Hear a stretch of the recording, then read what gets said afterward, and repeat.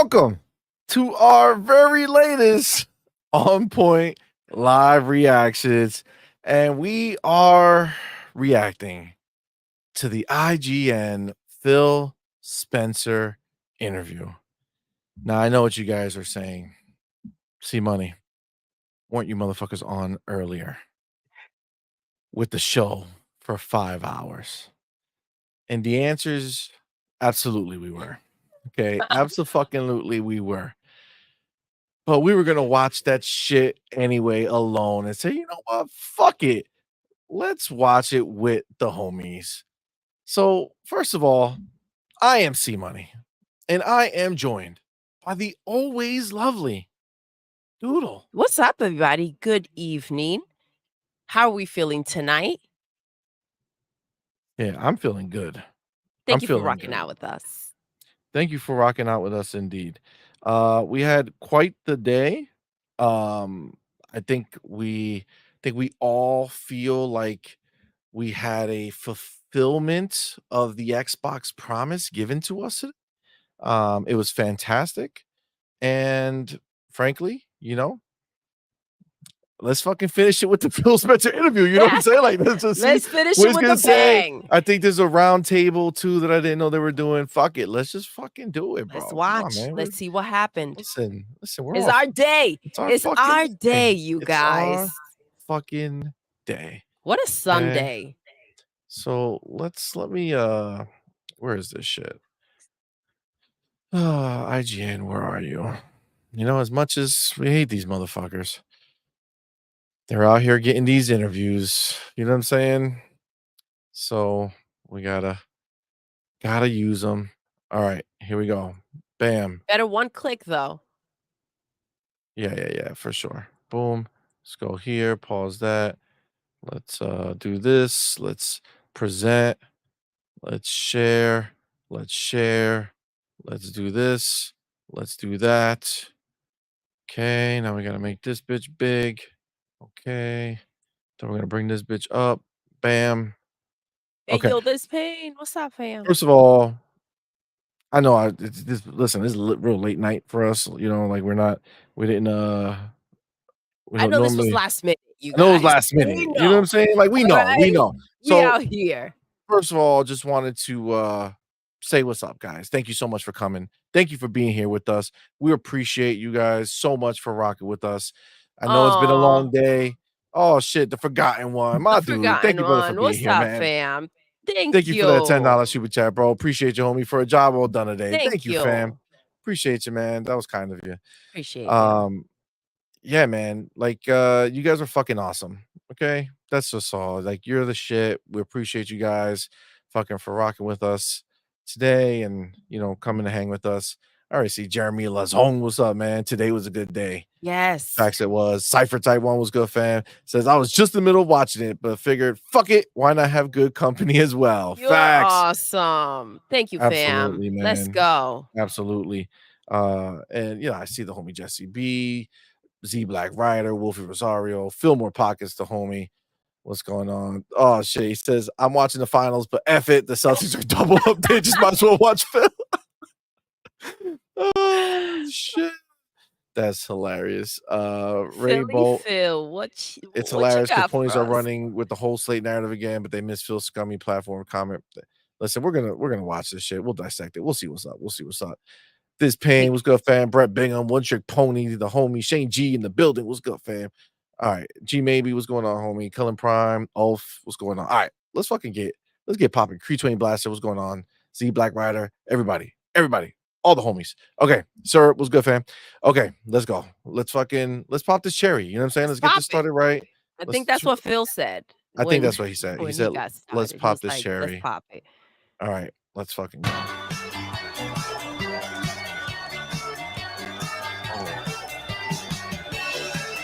Welcome to IGN Live.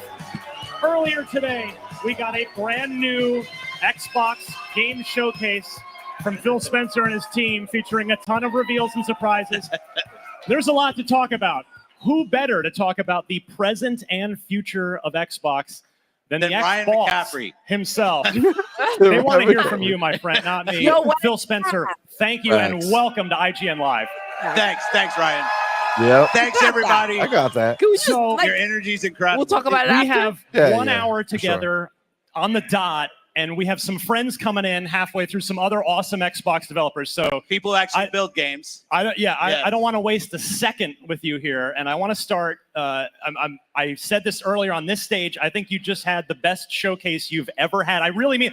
I said it before you got here. Thank you, Ryan. It really was fantastic. Now, I know you plan these things months and months in advance. For anybody that doesn't know, that like the planning for this starts like the beginning of the year kind of thing. That's right. It's crazy. So Forever upset Phil I'm curious, actually was happy at here. what Yeah, point he knows he do fucking you, came in with with this that big one D this year, energy. do you get a feeling that, oh, this one's looking pretty good? Yeah, Don't be humble. Just tell us the real answer here. honestly, like until our fans, the customers, you guys give us the feedback, like Aaron Greenberg and I were talking about this 2 weeks ago. Now, the thing that probably hit me the Facts, Phil. most Facts. was obviously just the passion of the teams of putting their amazing work on stage and seeing so many teams do great work.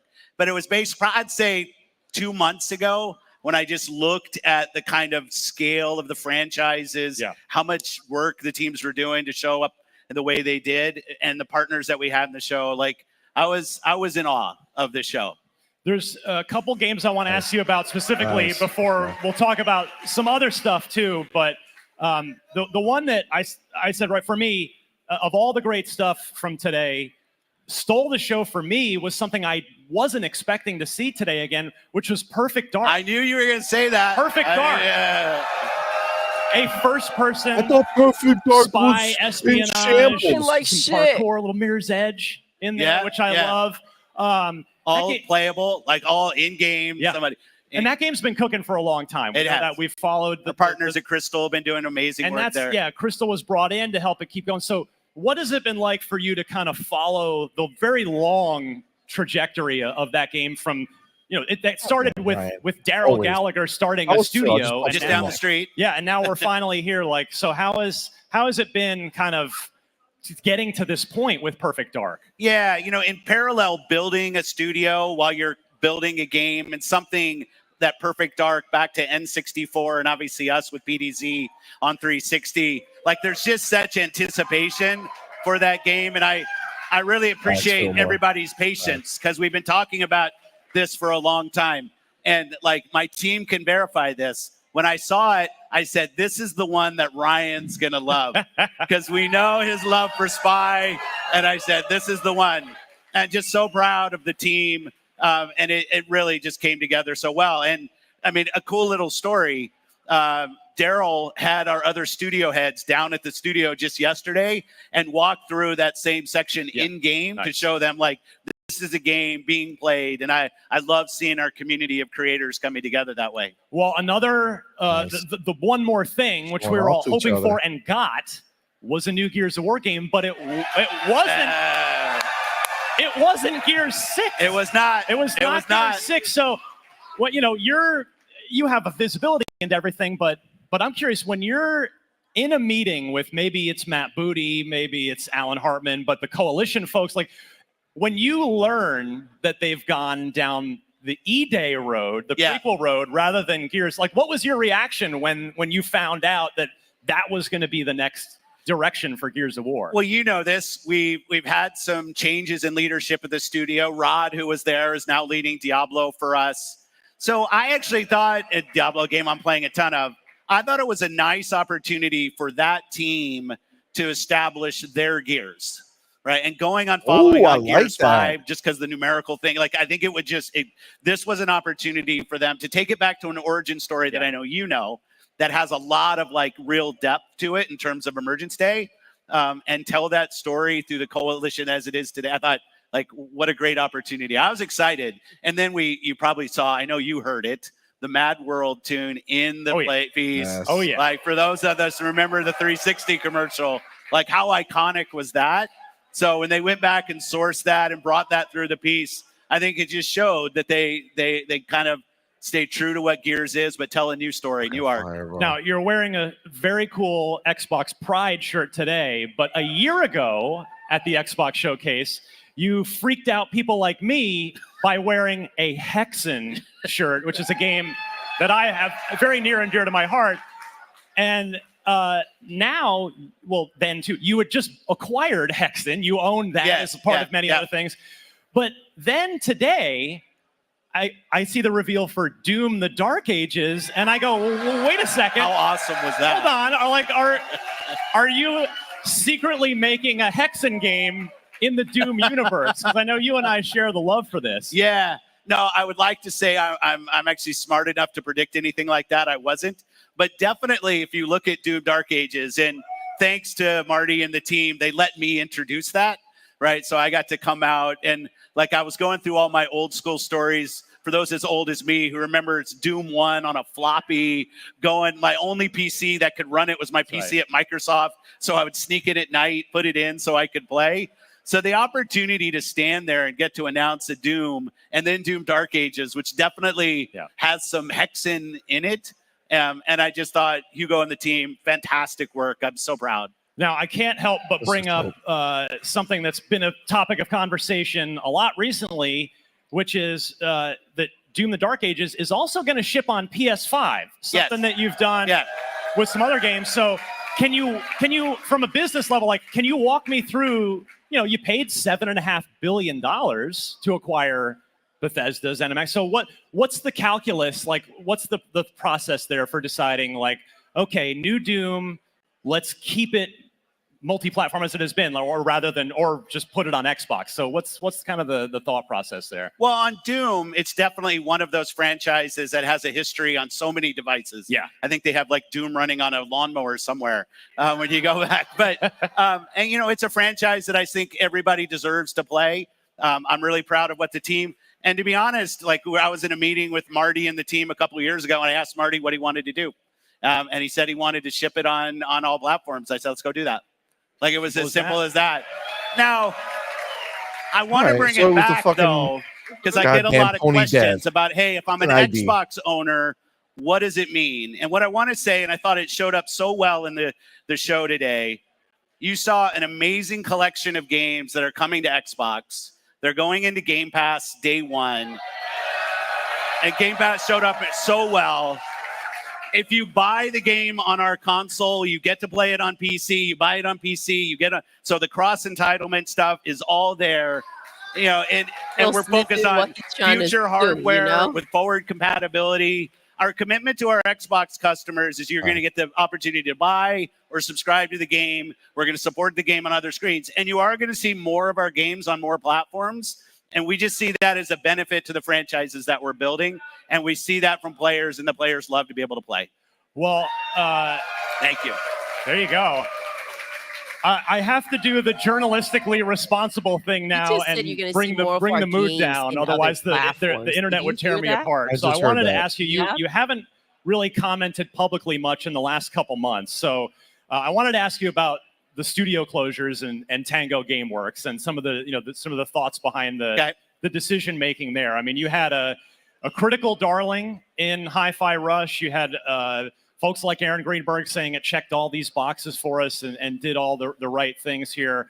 So, walk me through the decision of why really Tango specifically, not to disrespect the other studios that were closed, but that was the one that really seemed to kind of stick in the community's craw a bit. So I'm hoping here that you can take the opportunity to address that closure and some of the recent changes in Xbox. Yeah, the closure of any team is hard, obviously, on the individuals there, hard on the team. And I try to spend all of my focus, as you said, I haven't been talking publicly about this, because right now is a time for us to focus on the team and the individuals. It's obviously a decision that's very hard on them, and I want to make sure through severance and other things that we're doing the right thing for the individuals on the team. It's not about my PR, it's not about Xbox PR, it's about those teams. In the end, I've said over and over, I have to run a sustainable business inside the company and grow. And that means sometimes I have to make hard decisions that frankly are not decisions I love, but decisions that somebody needs to go make. We will continue to go forward. We will continue to invest in what we're trying to go do in Xbox and build the best business that we can, which ensures we can continue to do shows like the one we just did. On Gotta do what you gotta do. Kill it. on the the I Activision agree, Blizzard Cypher. saga. I think Doom you know, would have been that's- if it would have been exclusive that's if the all other ones been- hadn't come out. That probably They maybe called it put. Saga. Well, I don't know. Did I think this falls from into just the from same- covering it and Phil said watching it, more it felt like it platforms, put but I like think he 5 means the years on same my thing as life. we As already somebody that know. covers Xbox, You know what I'm I saying? can't Like, imagine some how games it are was going. for you. You know, I But guess as we'll see that what it came is. to a close, and you started integrating them into Activision Blizzard King into Xbox Studios, has that changed the way that you still think don't think it's about gonna be running the the core. business at You know what all? I'm saying? Like, because the organization The just got actual Xbox quite a bit games, the larger, ones like, that are the almost pillars, overnight in a sense. I think those are untouchable. No, I mean, we're still, and I hope we show this today. We're going to be about building great games for people to play, about giving them choice on Xbox to go play. We've got a broader library of games. People, The thing exactly. I'm starting to Won't be see, any which I games that will really hurt the love, platform. is Facts. the organic collaboration between our teams that are coming out and trying to build that community of creators that, I mean, you and I will go back to the time of Xbox where we basically had 4 games: Fable, Forza, Gears, Halo. And we would just literally every 4 years, and I would have to come to E3 and I'd somehow try to make those 4 games seem different every year for the community. And now what we have in gaming is just an amazing collection of teams and franchises that are doing great work. So I think, I feel an added responsibility as somebody who loves this industry for the franchises that show up on our stage. But I still think in the end, it's about putting amazing games out. Like, I'm really proud of the work that Ninja Theory did with Hellblade and how Hellblade's been the response to that. Yeah. And we have an amazing internal team now that's focused on us doing a bunch of Unreal games as an example. And then you see things like South of Midnight, which might have been my game of the show. I thought it looked so good. South of Midnight was fire. You got Perfect Dark, you have Gears. So, like, for us, as the organization gets bigger, I think it's just more important that we can take bets together and try to do innovative, creative things. And that will continue to drive us. All right, well, we've got to take a very quick break, but we've got lots more. Phil Spencer talking all things Xbox right here on IGN Live. So don't go anywhere. Better have cut that break out. Fucking start again. Don't make me go in there. I have to fast forward. Come on. Let's do it. There we go. Okay. Good choice. Good choice, IGN. Good choice. Welcome back to Yeah, IGN as I Live. think about Give it, up for I mean, Phil it's Spencer. again, I think it's at just the same IGN Live. bullshit that we already know. You know what I'm saying? It's just the same shit. It's going to be We the still games have so that much go. more to talk about, Phil. You know what I'm saying? You Just and the I in the phrases past He have still been said- talking a lot about the he past still said of Xbox, because If it's going to damage the brand, he's not going to do it. The Doom doesn't present, damage as the we brand. saw Nobody's today on worried the about Xbox Game Doom going Showcase out is there, great. right? The And that's future gonna be the same looks across super the- promising whatever here, other things go. and the Xbox business has changed dramatically. It has. No doubt. Dramatically, just in the past few years. And so when you make a 70, almost $70 billion acquisition, do you start hearing from your bosses more, or are they still staying out of your way and letting you run the business? Because that's not an insignificant amount of money to spend on It's growing definitely not an the business. insignificant amount of money. No, the support we get from the company, and my boss is the Equally CEO of facts. Microsoft, Satya Nadella. Doesn't Hey, necessarily Satya. mean PlayStation. Facts. We are given a ton of leeway to go and run and grow our business. But I'll say the thing that we challenge bro. ourselves to do is to try to do new things. Like, I think if I go back 8 years ago, we said, hey, we're going to go ship all of our games on PC and console. And if you buy one on one, 100%. you get it on the other. 100%. And I got Kill some them. reaction from people of, this is the worst decision ever. Like, this is going to be the end of Xbox.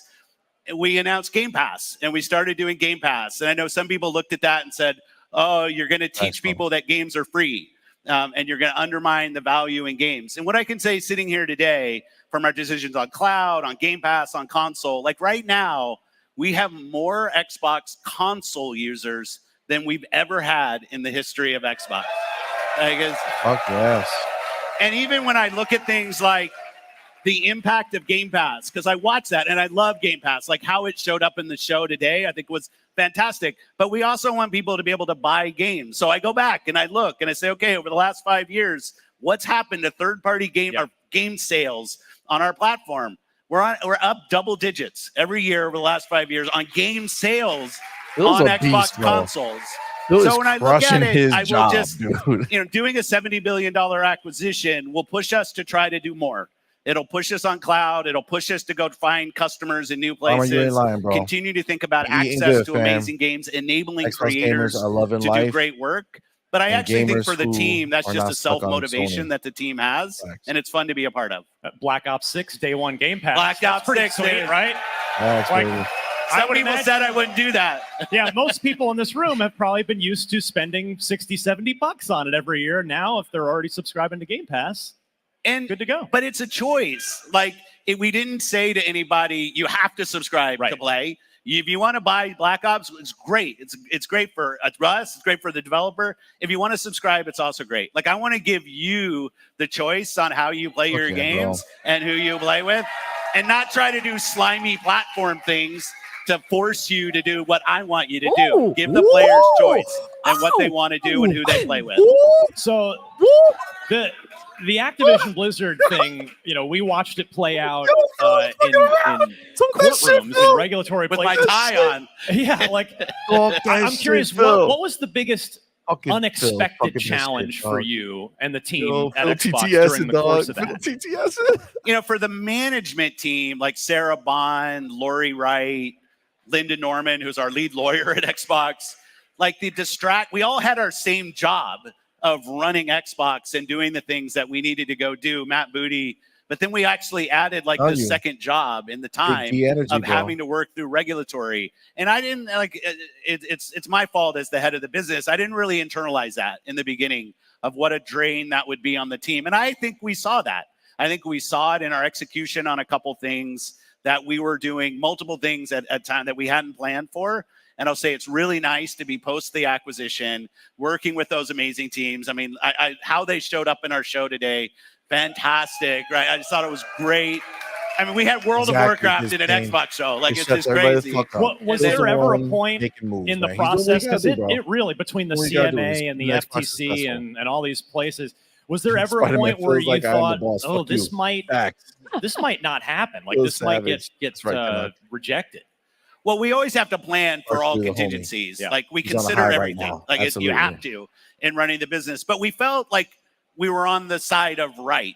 Like, meaning we weren't doing this so we could pull Call of Duty from PlayStation players. It was never in our plan. I mean, I think my whole inbox leaked on the internet. So if anybody wanted to find that was the plan, you would find it somewhere. And it wasn't there. So we believed we were in the right on getting this deal done. So we stayed convicted. But there were dark days. Like when the CMA came out and said, no, this isn't going to go through. And, the drag on the teams at Activision, Blizzard, and King, like, they're dealing with this uncertainty. So it's so nice to have it passed behind us. And now we can just focus on building great games together. Absolutely, dude. On that topic, absolutely. We talk about all these huge changes to not just the industry, but again, specifically your business, the Xbox business over the last 5 or so years. What is today, like, as we sit here now, what's the thesis statement? What's the modus operandi for Xbox today? And how has it changed over the last 5 years? Yeah, and I see some of the feedback that our messaging from some people that maybe our messaging hasn't been consistent. And I always hear the feedback and I take it. Like, feedback is great. I will say from early on, we would say when everybody plays, we all win. Like, how do we get in a place where everybody can play video games? And we've made different progress on PC. Now, like, PC is a huge business for us. We love that we have so many PC players, more than we've ever had. Our console's doing so well. Nice. But I think if you sit back and you try to frame this industry through the lens of the tradition of who sold a console today, and that's the only solution to making gaming better, I think, Xbox is doing something different than that. We love our consoles. We love our PC players. But really, it's about creators and players and amazing games coming to them. Not about console sales. Admittedly, for all of us, creators, players, it has been a weird generation because it started weird in this pandemic. And you already know, I'm curious, would you do anything differently in this Xbox Series generation? If you could kind of go back and tell yourself, I'm not really a regrets guy. Like, I don't, like, there's 100 decisions I make that yeah, like in hindsight, maybe I would make it different with all the data. But you got to just bet. You got to bet on yourself and bet on the teams. Have a vision of what you're trying to do. When you get punched in the face, you get back up and you try to go do things. So, like, I'm not You really just call one who looks back PlayStation and say, a I wish I would have bitch. done this or that. You know what I'm saying? You know, if you're in a position like this, you just, with the team that we have, you just have to believe and you have to keep pushing forward and take the feedback from amazing customers that talk to us every day. Facts. Has the calculus changed? You kind of spoke to Game Hyper Pass a says, little allow bit me and to translate how, for Phil. Fuck your much console of a value sales. proposition has increased after today even. But has the calculus Yeah, changed on Liza how much Supremacy, what's Game good, fam? Pass subscriptions are valued Paige, don't be at worried, Microsoft dog. They're versus gonna have direct exclusives, sales? bro. Like, They're gonna have you know, exclusives. because now For when sure. Game Pass started, Just, it was, they're gonna wow, put this other sounds games. really Similar cool. to this Doom And scenario. you've pledged to put every first-party Core release in won't there. go, and At the beginning, there weren't a lot of honestly those. feel But yeah, like now you're Xbox almost Game Studio like you had a whole games show probably full won't of be going them. anywhere. So kind of how does that metric for bro. success, like how does Game Pass influence the success of the business? The thing I look at every morning is how many people played on our platforms and how long did they play. If they played through the subscription or they paid buying their games or they're playing a free-to-play game, honestly, that's not the most important thing. Whatever happens, happens. So, you know, I don't Game think Pass, it's I gonna love be it. I think it's our the pillars. thing I That's really what I love don't- about I Game just don't believe Pass. it. Let me I think don't believe in our it's our show pillars. today. A game like Mixtape. Like a game like Mixtape is a game that we can go. Nathan, Bell, and I can have a conversation and say, with a team that's been in Game Pass before, when you think about the studio behind, they had great success. Now we're going to do a second game, or like Winterboro, another like just awesome game that we can go invest in. And Game Pass gives us an ability. You can go invest in Call of Duties and Diablos all day, and we love that. But you also get to invest in new things that come out. And we just think that's a really important part of the equation. So we don't have like one now. Game Pass is up double digits, like, and in most of its growth, we said it. PC is growing really well. Cloud's growing really well. He said more, guys. But if somebody decides they want to buy their games and build their library, peace. Like there's no we need to turn everybody into this or that. We just want people to play. We don't need to stress it. I want to talk about Fallout for a second. So you guys are currently having an awesome pop culture moment. Fallout TV show. Months. Yeah, so good. So good. But I can't help think about that a year or two ago, I was sitting with Todd Howard with a camera rolling, and I asked him, well, you know, Fallout 5, is that, you want to do that yourself, or maybe now there's all these Xbox studios, you could maybe have some help with it. So no, I want to. That's mine. I'm gonna direct that. Yeah. But Todd likes his things? But does the massive success of something like Fallout, I would argue is Xbox's biggest cultural moment in quite a while. Like it transcended outside of gaming. Yeah. And so, you know, after the TV show blows up and there'll be a season 2, and I'm sure it'll probably keep going past that. I don't know what happened. Do you talk to Todd about, like, you know, you can't stop the Elder Scrolls 6 and say go do Fallout 5, but you have all these studios. Like, do you have a conversation about, like, well, how can we do a big new Fallout while the iron's really hot here with the TV show? Yeah, I'll just say that Todd's recognized the success of the television show on his own, right? He doesn't need me to kind of go, and it is amazing to see how gaming is now playing such a role all up in pop culture. If you go back, like as an old comic nerd, I go back like 10 years, and it seemed like every Hollywood thing came from the comics. And now you see video games and this art form that we've loved for so long, whether it's the Mario movie, Last of Us, Fallout show, like you see our creatives in our industry being recognized for the worlds and storytelling that they can go do. For us specifically, Fallout's been amazing. And yeah, Todd's kind of looking at the plans on what he's doing. I'm not going to get into it, but I'll say Todd has recognized the success on his own and is thinking through what that means. I guess while we're on the subject, have you seen the Elder Scrolls 6 lately? Because I know you get to take a look at a lot of stuff. I'll refrain from comment. Oh, that's a yes, motherfuckers. I think we all know what you mean by that. That's right, a yes, Boomy. motherfuckers. Boomy. Oh my goodness. Well, ask Todd to, I know you can't hurry. Speed it up, Yeah, Todd. we're waiting here, pal. There's one other thing I wanted to ask you about that I thought we actually might hear something about from you. I mean, you had a great show. I'm not complaining. But I thought, well, there's something that's been rumored, that's been talked about. We talked about it on the pre-show. There was a big reaction from our audience here, and that is an Xbox handheld. Yeah. Yeah. You heard the words? Yeah. You're a guy. I mean, you have the gamer score to prove it. Like you walk the walk. You are not a guy that runs the business and never touches a game. You actually pretty much do nothing but play video games, and I mean that as a compliment. I do work sometimes, but yeah. But really, seriously, like I love that. I don't do anything but play video games. It's kind of true. You've been building the business around this mantra of go where the players are. Whether it's on PC, whether it's through So the we cloud. should have a handheld. I think so. Yes. I think we should have a handheld. You want to too. say anything? Oh, shit. No, I don't want to say. I think you have to have Sarah on. Sarah Bond, our president of Xbox, which is awesome. But like the future for us in hardware is pretty awesome, and the work that the team is doing around different form factors, different ways to play, I'm incredibly excited about. Today was about the games. Yeah, we showed some of our Gen 9 console, Series S, Series X, the work that we're doing. But we will have a time to come out and talk more about platform. And we can't wait to bring it to you guys. All right, I'm not going to let you off the hook quite one more time. Tried. So hypothetically, if Microsoft did an Xbox gaming handheld, PC device, would it be a Steam Deck-like dedicated piece of hardware that I can play offline, or would it be something I would need a Wi-Fi connection to stream things from? No, I think what I'm finding, I'll do it this way. So I like my ROG Ally, my ROG Ally is my Lenovo Legion Go, fantastic. My Steam Deck.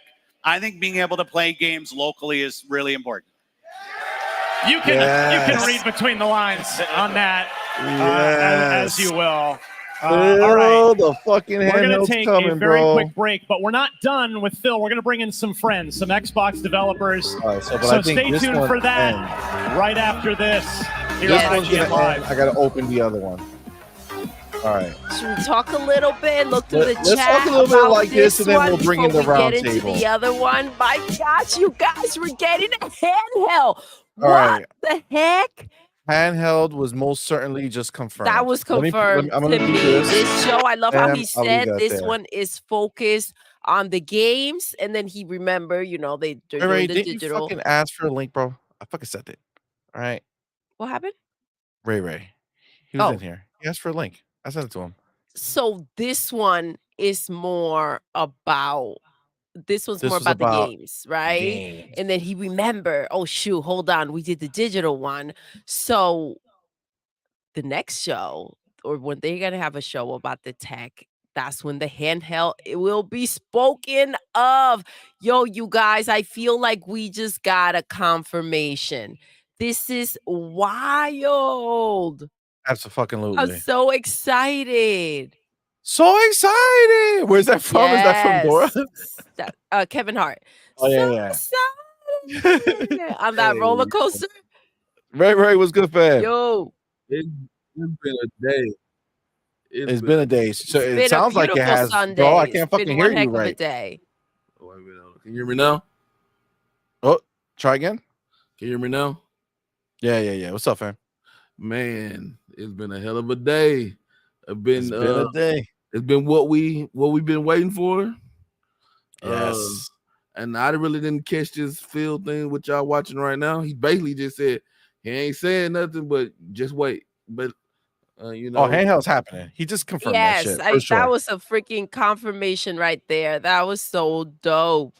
And you already got hardware earlier already with the 2 terabyte, the diskless, and the was it upgraded storage on the S. So it doesn't bother me that Doom gotta go. Let them have it.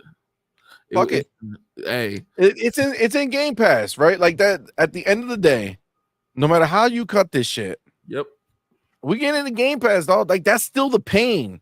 Like this, it hurts more. To be honest with you, this type of shit hurts more because at least when they don't have the game, they don't have to feel like, oh man, I could go spend $70 on that right now. You know what I'm saying? But right now, when they get that shit, they have to be like, fuck, I gotta go buy that game that I want. I think that's and the they get it trickery free. right there, right? Just Call of Duty alone is gonna be one heck Yeah. of a situation and an eye-opening situation, right? Where they're sitting there and they're like, yo, those motherfuckers out there that we freaking hate are getting this shit in Game Pass for el gratis, and I'm out here spending $70 to keep on supporting their Game Pass. That's a mind fuck right there. And Call of Duty looked at. Nice. Ooh, this was the Call Call of of Duty Duty looked market. fucking fire. And this the It Call of looked Duty market. insane. And it's in Game Pass day one. Hell yeah, Day dog. one, baby. Yo. It's one of those It's things. a whole new world. Fucking Little Mermaid out here, bro. Hey, well, No, not Little Mermaid. It's Aladdin. You know what I'm saying? Aladdin out in this bitch. I was gonna let you rock. I wasn't even gonna say that. No. Yo, I can't be out here with that false information, though. I think it's okay for you to get, the Disney princess songs on the Mixed wrong up spot. a Oh, little mixed bit. up. That's a better look, baby. It's probably a better That's a look. better That's probably a better look. look. Yeah. That makes more sense. Good. I don't have to be like, Hey, God damn it, I fucked it up. KT said it earlier, man. He like, hey, we back in the 360 era now. Yeah, we are, dog. Yo, immediately, look, this is what I said earlier, right? During our show. And I don't know if you guys caught it, but I said it. I felt like this conference right here was the launch of this generation. I know we 4 years in it, but this conference, like showing us what we got coming, big games, all this shit. This is the way the generation was supposed to start. That's what I feel like this is. I feel like this is the start of the generation. And we don't even, Beautiful. be honest, we don't even need a pro. We don't even need a new system anytime soon. Look at our games, dog. Do all of things like what? How can they get any better looking right now? So, Exactly. Yeah, So, these fucking games are amazing, bro. Fable? You see that shit live playing? Fucking Fable, South of Midnight? Time for Midnight. I told these motherfuckers so many times about South of Midnight. I used to get so heated when people be like, yeah, but we got to see what it looks like. Motherfucker, that's what it looks like. Open right your there. eyes and look- take a look, okay? And even this is the crazier part. They showed us a daylight fucking game play, right? Daytime, which is harder, arguably, to make look nicer, right? Because the dark, you got the shadows, you got all this shit. You have a little bit more room Dude, for come on, fuck up man. that you can cover up, You right? fucking crush that shit, man. Especially for that art style. Real quick, the homie Case Fielder, my dude, thank you for Yo, that $2 Kate, super chat. what's up, fam? Says Xbox put their Call of Duty on PlayStation's face. Sup, fam? Absolutely, they did. Yeah. Yes, they fucking did. So, The Ray, pimp is what'd you grade the show? A 25 out of 10. There you go. That's what the fuck I want to hear. That's what the fuck I want to hear. Anything less is bullshit, bro. What I said with my exact words was, if it was something to be perfection, if the show could be perfect, this was what it would be. This is what exactly. It started off. Yeah. The only flaw that I seen was that rat game, but that's somebody's gonna love it. Somebody's gonna love that game. And guess what, Ray? It's in Game Pass. It is. And I appreciate that it's literally the only cutesy game that they threw in there. Everything else was super freaking badass, so freaking dope. I have to say, I feel like this is hands down the best show they've ever freaking had. And anybody has freaking had that PlayStation of dreams, though, that fucking showcase that they thought was a dream. That shit was doo-doo. This shit was understand this. And I saw somebody else, I think Michelle earlier in the show, when we were streaming earlier, she had said it, that they kind of secretly brought back the whole idea like the next 12 to 18 months. They did. You know what I'm saying? Like, they basically just showed us this year and next year. Yes. Right? Like they didn't throw us anything that was like, oh, what's I coming way appreciate that. further. I think they realize the risk that comes with that and the backlash that comes from it because people get really antsy. They think that they don't think of the development part, what goes wrong, what comes up, and then they start harassing the situation. And I think this is a better way to handle things going forward. It's a situation that we kind of brought upon ourselves with all the drama that happens out there, but it's a good situation to have. As much as it's great to see something that may be coming, years from now, I mean, the bullshit that we have to hear and deal with is not worth it. But I Agreed. do have to agree, this lineup over here is a lineup with which you launch a freaking system when you Facts. are confident, you're going out there to go and kick some ass. And to be clear, like I see my homie Dion, right? He says Hellblade 2 was the start of the generation, but yes, this Xbox Showcase should have been the start 4 years ago. So I feel you. I 100%. I think Hellblade 2 started us off, right? Like that's like the new. And Starfield kind of did it last year, right? But what I meant, like, because this was all pre-show, right? So when I think of this, I feel like Hellblade 2 was the opening salvo of what games could look like, but like as a feel for like the generation starting, right? Like that this is like the new for Xbox. Like this is just coming. So for me, Hellblade 2 was a marking point. Like I was not worried at all about this showcase. It was kind of like, yo, we had Hellblade 2. We saw what the things that they're working on. It gave us that confidence. That was a true next gen. So it allowed us to see what the lineup that they've been working on was going to be. And they did not disappoint. And Yo, but by the way, Big Mamo says I'll play the shit out of that rat game. It's in Game Pass, baby. We all gonna try it. So I'm playing that mouse game. Mr. Xbox said it looks cutesy, but that game is serious subject matter. Live Supremacy, I'll play that rat game.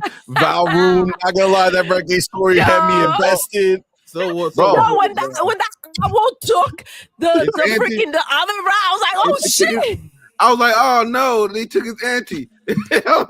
Yo, it's deep, man. It's deep. I don't know. We'll see. But that's the beauty of Game Pass, right? Like now, a game that I would ever have touched. Now it's a Game Pass. I load it up on my my Steam Deck or something and just fucking play. We'll see what happens. Case Felix says, Doodle, I want to oddly play mixtape. Yo, mixtape look fire, dog. Oh my god, so mixtape bad.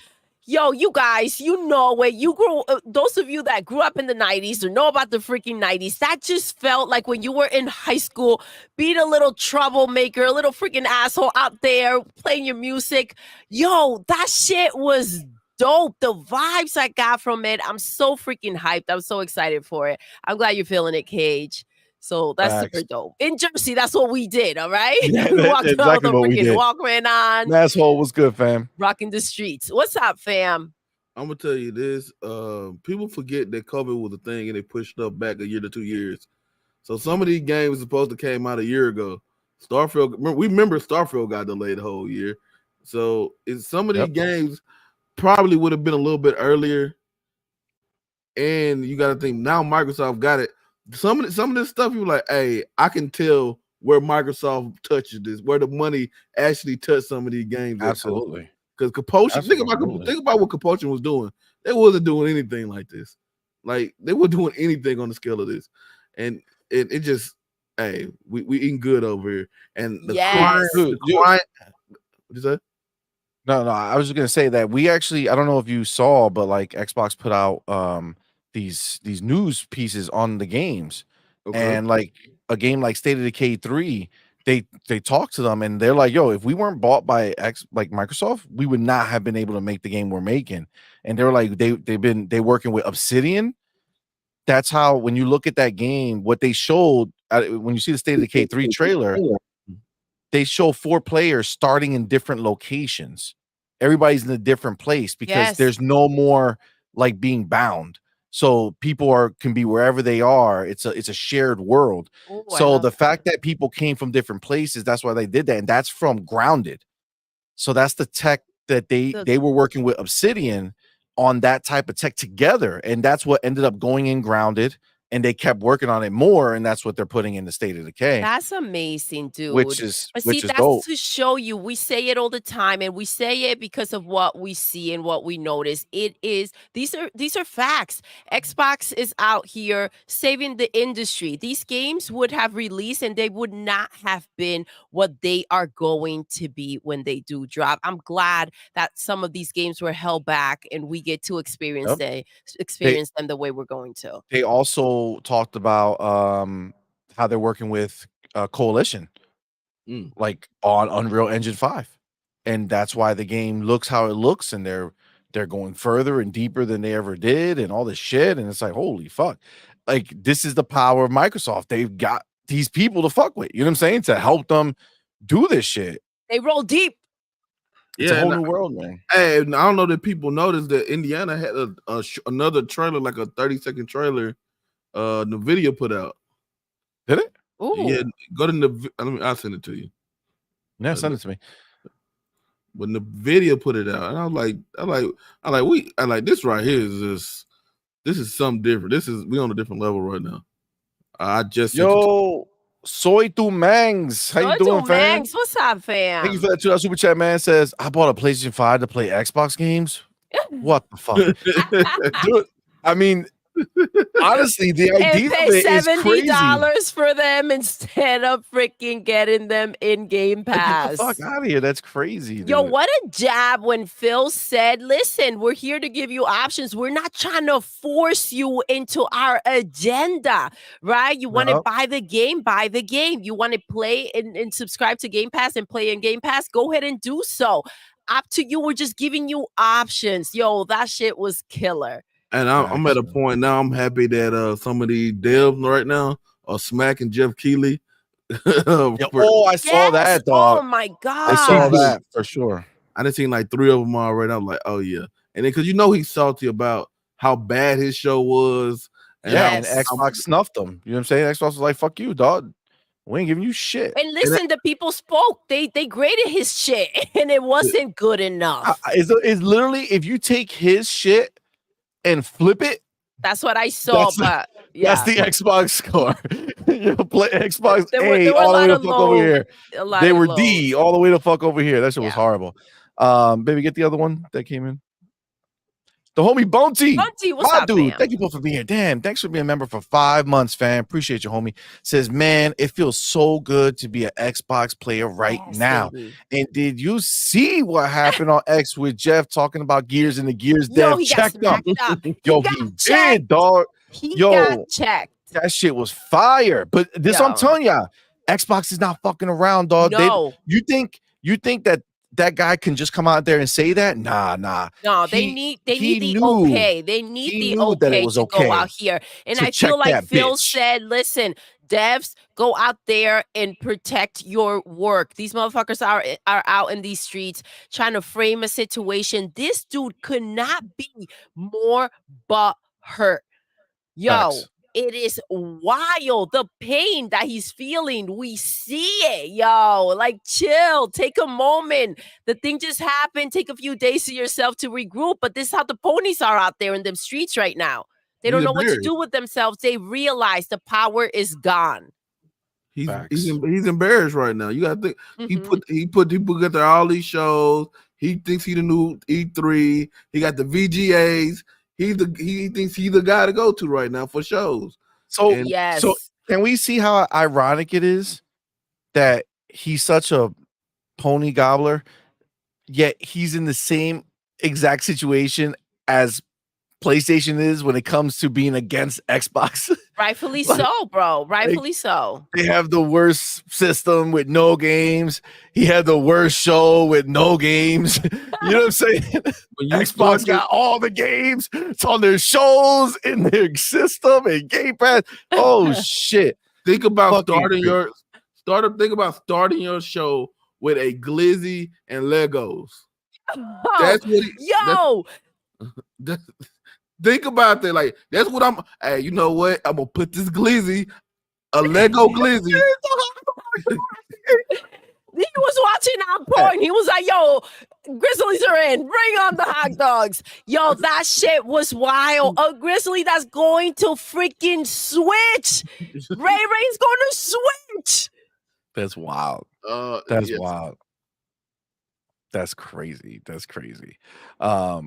All right, and let me get real quick. We're gonna hop in and watch this other thing, but Cypher Type 1, another thing that I've been seeing that I just don't agree with, and I agree with what Cypher is saying. He says, personally, I'm glad they didn't give exact release dates for games that they don't have nailed down yet. Yes, I Listen, agree with you. this is the thing. It's very simple to understand that they have a game that they say it will be done probably in the next couple months, right? But it's not about when it's done. It's about where the fuck do we put this game? And you just don't know until you start seeing how the rest of the year plays out with everyone, right? Like, even though you control the map with Call of Duty, right? You got October 25th or 6th, whatever that is, nailed down, dope. And probably a week before that, if you upgrade or whatever the fuck, I'm sure they'll do. So, or at least give you access to the campaign a week before. Remember, because you know what, they're going to do that because if you remember, she said that the multiplayer literally takes place after the single player. So I'm sure they'll give you that early week to get the game over. But you go ahead and you have that one nailed down, right? But it's like, okay, well, you have other games. You have a bunch of other games. You nailed some down. You're like, okay, this can go here, this can go here. And now it's just about like, is Avowed going first? Is Indie going first? When is it going to go? You know, CMoney Avowed is. got Go ahead, Ray. I was about to say Avowed got a date. It's November the 12th. Avowed got a date? Yeah, it's November the 12th. Are you shitting me? No. Wait, I can go find it. It's on Twitter. Doodle, go write it down. I mean, tell me if you wrote it down. Let me see this shit. I think Joey told me. Where did Joey get it from? No, Avowed for me, when I saw it, it said Game Pass 2024. We didn't get a date unless they tweeted out a date. I don't have one. Maybe I missed it, but that's I literally wrote Game Pass 2024. So Yeah, I think it was on know. Twitter when I seen it. Yeah, it must have been released on Twitter then. Avowed release date just says 2024. Yeah, that's what I got. So it got tweeted out. Obsidian accidentally posts Avowed release date, then hastily deletes it. Oh, yeah, November 12th, 2024. November fucking 12th. Yeah. Oh shit. Keep that. But see, write that down, baby. Thing. Yes, wait. Let me see. Oh yeah, it was in the post, dude. In Obsidian's fucking page. The last few months. So wait, let me see if I can. Let me see if I can put this. You can find it, but I already have it. I want to put it up here. Problem, right? This is my problem that I have with this situation, and I was gonna say I agree with you, CMoney. I agree with what you're saying, Cypher Type 1. You saw how they have the date for this game, but they haven't said it, right? It wasn't supposed to be announced. The reason is that there's too much bullshit, right? If you have any conflict around that date. And again, this was a situation that as much as I'd rather have it this way, it was brought upon the situation of people crying when any changes needed to be made and having a lack of understanding, right? So I preferred it this way for sure. I'm about to slap. See, at this one moment right here, Bing failed me. On my phone, I had Google. I looked it up immediately. It said what was happening. But Bing, being Microsoft, they already blocked that shit. Absolutely. You already know. They were like, we ain't going to let Bing fucking sell us out. Well, guess what, bitch? I can still go to Google. Avowed. Google out here betraying. Release. They're like, yeah, we had to get out of the gaming industry. Dude, immediately the first thing that pops up, fam. The first thing that pops up with Google. Boom. Even Wario 64 put it out too. So yeah, they pretty much said. So if you look right here, this is Obsidian's fucking page.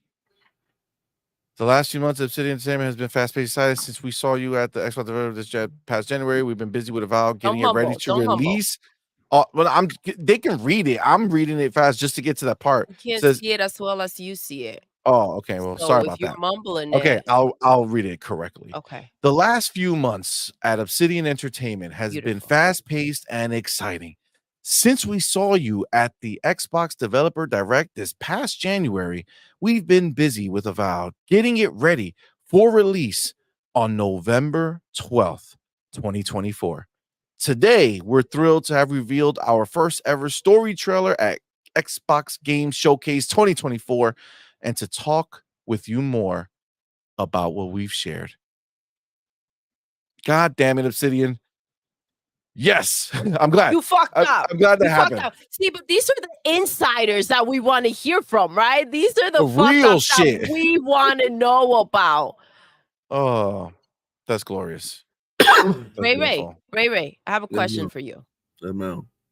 Are you wondering how these insiders couldn't figure out that Horizon was going to be on Switch? Like, how was that not a thing? I'm gonna say this. I think they knew. Just they know so much. I think they knew. I just don't think they wanted to put the ponies down and everything. They didn't want to be the I don't bearer of know. bad news. And I if don't they know. did know, they've been full of shit anyway. So it don't even matter. Facts. It's I so think much. these freaking insiders are full of crap, bro. Agreed. And they've been this way. Mhm. Yo, that's so dope. That's so dope that we have another date. So November looks like it's stacked already. Yes. Like November's crazy because like 5 days later we got fucking Flight Simulator, don't we? Which Flight Simulator look fucking fire, dog. It does. Oh, it That does. shit It look real- does. That shit look real fire. So now it's all about where Indie's gonna drop. Now the rumor back like a little while back was December. Yes. So it looks like we're ending the year with these games. Which I mean, it is what it is. I mean, that's perfect, kind of, right? It's the holiday, right by the holidays. People normally have time off to kind of kick back and chill. We don't know how long this game is going to be, so maybe it's one of those situations that they figure you could just, kick I think the back. problem is you look at it and they're like, it's like you can't do like August would be too soon, right? I don't think they're quite ready for August, right? So August is too soon. Then you get to September. Once you get to September, shit starts rolling because you got Stalker. And then like a few days later, it's some other shit. I forget what it was. Yeah. And then October, you got Call of Duty. And then November, you got fucking Avowed and you got all this other shit. Like shit rolls real quick, man. And then you still got guys, Towerborn. Where the fuck's gonna be Towerborn? Yes. You still got Ara, History Untold. And we still don't know about those 2 games When's that Matt Flintlock? Booty brought up. July? Yeah, I mean, there's still more games coming, dog. Like, that's what's crazy. That's what's crazy. Yo, we are stacked. What's in early October? I don't know, but October, you got Call of Duty, right? So, like, I don't know how they're gonna want to go over that. And then already you look at next year. Next year's fucking stacked, dog. It is. It is. We have one heck of a lineup already. Yeah, and then Game Pass. Game Pass at this point, when you got a brand new dope game like Flintlock, just like Power World was, right? Power World was a fucking moment. That's not first party. Oh, But that coming in Game Pass. in October we have Diablo. October what? Looked October sick. 4th, right? No, October 8th. October 8th. Yes. That's what we got, Fillmore. Yo, That shit looks dope. And that's an looks expansion. sick. That's not another fucking season. That's an expansion. Yes. I'm ready. God damn. And when is Doom? Oh my gosh. Oh no, Doom is 2025. Doom is 2025. Yes, Woo. next year. You got Doom 2025, Fable 2025, fucking South of Midnight 2025. Yeah. Yo, Call of Duty again, the 26th, I believe, of October. That's Yeah, also bro. in October. Fucking crazy, bro. There's no way I'm gonna be able to play crazy. I'm gonna be able to play all these games. There's no way. No, there's no fucking chance. I mean, this is the thing. You could dabble with all those games, Yeah. but you can't like dive deep. Like that's gonna be a select few. It's just Yes, not possible. You got to get picky at that point and kind of Or, be like, okay, you know hold on. what? I could fucking turn back the clocks and be like I used to be back in the day and just, live my life during the day. And then from like midnight to like 5 a.m., I just We're fucking not play young like games. that anymore. You stay up all night. You wake up feeling like you drank 8 bottles of tequila and Oh can't my function for God. the next freaking 5 days. That shit is brutal at our age. See? Yo, it is brutal. But can I tell you one thing? This fucking holiday, It's gonna be when they popping, go baby. and put on sale for Black Friday, fucking the Series S and the X and all this shit, god damn, it's gonna be crazy. Future generations. That's when the real temptation is gonna kick in for these ponies. Again, we're talking about them Dude. paying $70 for Call of Duty when if they do a big freaking sale like they did this past year, it was $150 for the Series S. That's Facts. wild. Come on, Future man. generations, man. Thank you, bro, for being here. Says Thank you, fam. Towerborn, Everwild, Clockwork Revolution, Contraband, and Outer Worlds 2. We still have all those CMoney. Yes. Damn, dog. Ain't that some crazy ass shit? And well, first of all, what's 343 working on? Something. Something. Exactly. Right? We got more shows, baby. We got more Let's shows. hold on. 343, but also Certain Affinity, who we know got signed to work to make their own shit. People Can Fly, who making a game for fucking Xbox. Project Dragon.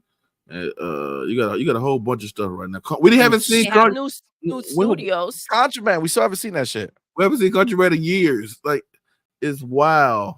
Like, and you know what's cool? You don't get to say that, Ray, the way that the ponies say, worst factions. Worst factions. Oh shit! Future Generation says Arc 2 still. Remember, Arc 2 was supposed to be coming out. Vin Diesel with the Vin Diesel, yeah. Yeah. I mean, it's there.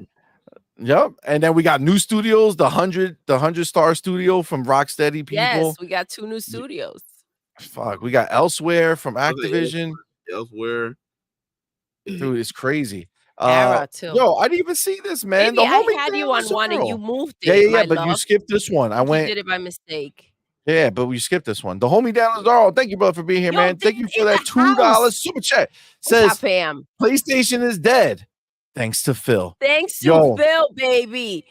Yo, I gotta tell you, I feel like Phil does watch our show. Shout out to you, Phil. I know you're watching, right? Because he talks shit about PlayStation like we talk shit about the ponies and the pony bots. You know what I'm saying? He ain't fucking around. He knows. He knows how it's good. He knows how it gets handled. He knows how it gets handled. Game Shark, brother, thank you for being here, man. Thank you for that $5 super chat. Says we don't need to worry about dates. Not every game is for everyone, and it's not like we need to choose which games to buy. # Game Pass. Yes, baby. Facts.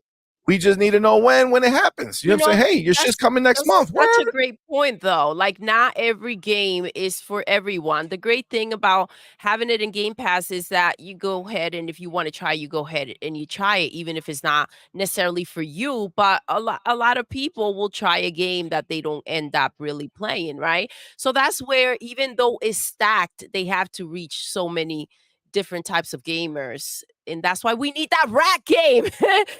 Ray. Man. Oh my god. Hey, the homie got the guy. Sorry, hold on. Let me just get this one. You good. The homie got the guy, man. Thank you both for being here. Thank you for the $5 super chat. Says sorry to circle back to this, but do you guys know where the clip or link where Jeff got checked by the Gears dev? I have to see it. Ray, did you ever send it to me? I sent you the one that Jeff getting dragged up. Oh, you talking? No, it wasn't a clip. It was on Twitter because he said. Yeah, it was back and forth, baby. I thought we saw it. I thought you had it. We saw it, but I didn't have it. Oh, you think I bookmarked it? Maybe I told you to. I said to you, listen, bookmark that bitch and then take pictures just in case he tries to delete the shit. You better have followed through with that. Oh, I do. Absolutely. There we go. I don't fuck around. Boom. Yeah, I sent you the Avowed thing. I sent you the Indiana Jones thing. Yeah. I'm gonna play the Indiana Jones thing right after. Jeff Keighley says the great Gears of War piece was a CG from Blur Studio using in-game assets from UE5. Game info, blah, blah, blah, blah, blah. Guy Welch came out here and said, I'm glad you liked it, bitch. Blur developed a trailer hand in hand with our team coalition using Unreal Engine 5. The trailer is developed with in-game models, textures, environments, and props that players will see in the final game. This follows the same method that we used for the Gears of War trailers for the first 3 games, which were made in Unreal Engine with in-game assets, showcasing the engine's technical capabilities, and we're pushing that even further with Unreal Engine 5. Fucking Yo, check chewed that him up. motherfucker through the windshield, bro. And there's another one. I gotta go find it, but I'll send it to you. It's another dev that also got it got at him. Let me find it. That's glorious. And it's crazy that it's crazy that devs have to go at Jeff for him to get shit right. Like it's like Yep. get shit stop being a pony, get the shit right the first time, and we won't have the issue. I just sent you the other dev. Yo, but dude couldn't even say Xbox. Like he couldn't. He just hurts him. couldn't.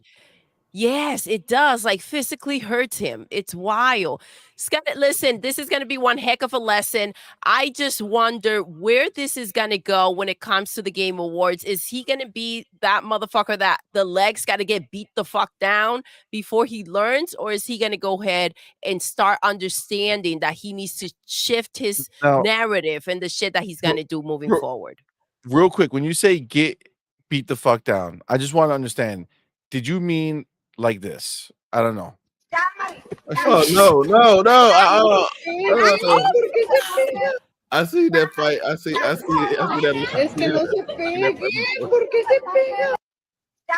Like that. Like that. Oh my God, that's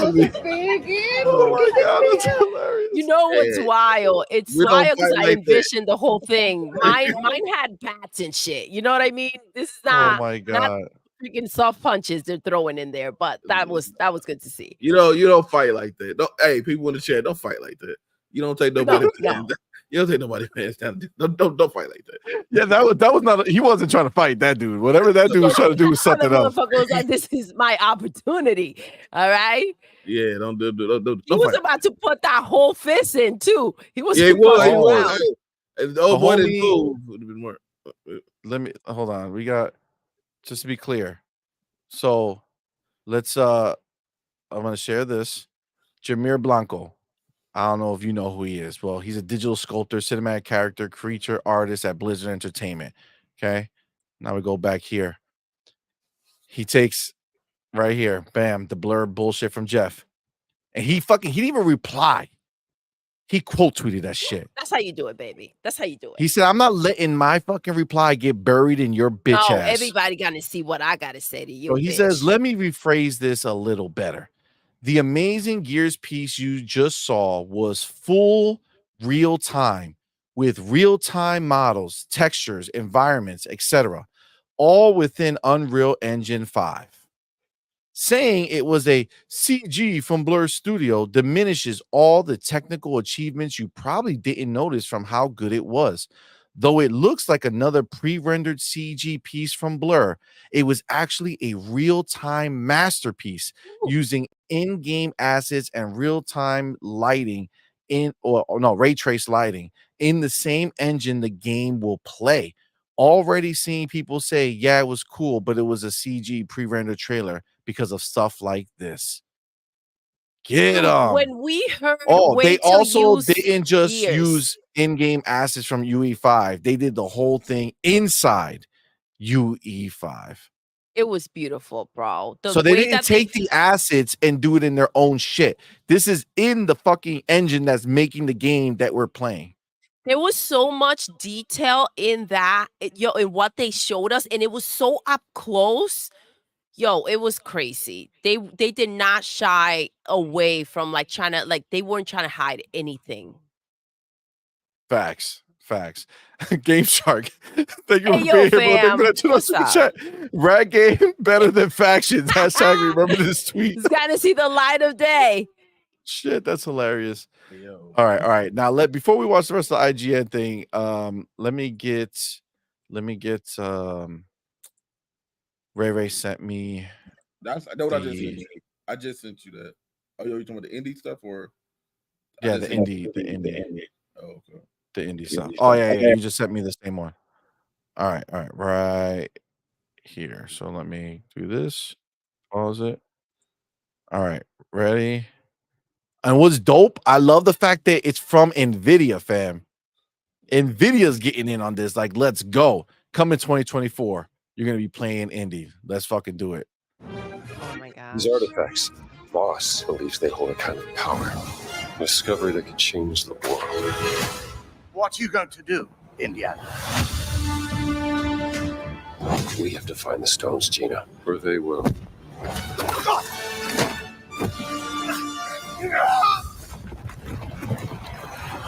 Oh shit. They got the ball in there, fam? Yo. These artifacts, Boss believes they hold a kind of power, a discovery. Man. It's a whole different world over here, bro. This is crazy. We bro. ain't the same, It's man. Crazy. We are not the same. Crazy, yo. Crazy. All right. Go ahead, Ray. I never thought I'd seen the day. Ponies are literally begging Sony to put out a better show right now. They like, hey, yo, this ain't right. Hey, Facts. Yo, oh my God, Cypher, bro, I felt it immediately. They have the punching sound effect when you hit them in the face. That perfect. From it was the movie, yes, fucking perfect, dog. Fucking perfect. Let me wait. God damn it, you were gonna say something, and then I saw this, and then I was gonna say something else. Oh. Let me tell you one thing though. When you look at the slate of what we saw, okay, you can see the difference from Doom to the other games that were shown. You can see that Doom looked good, but did it look leaps better than Eternal? Not really, right? Because they still have to do that multi-plat shit and put it everywhere, so they can't be focused.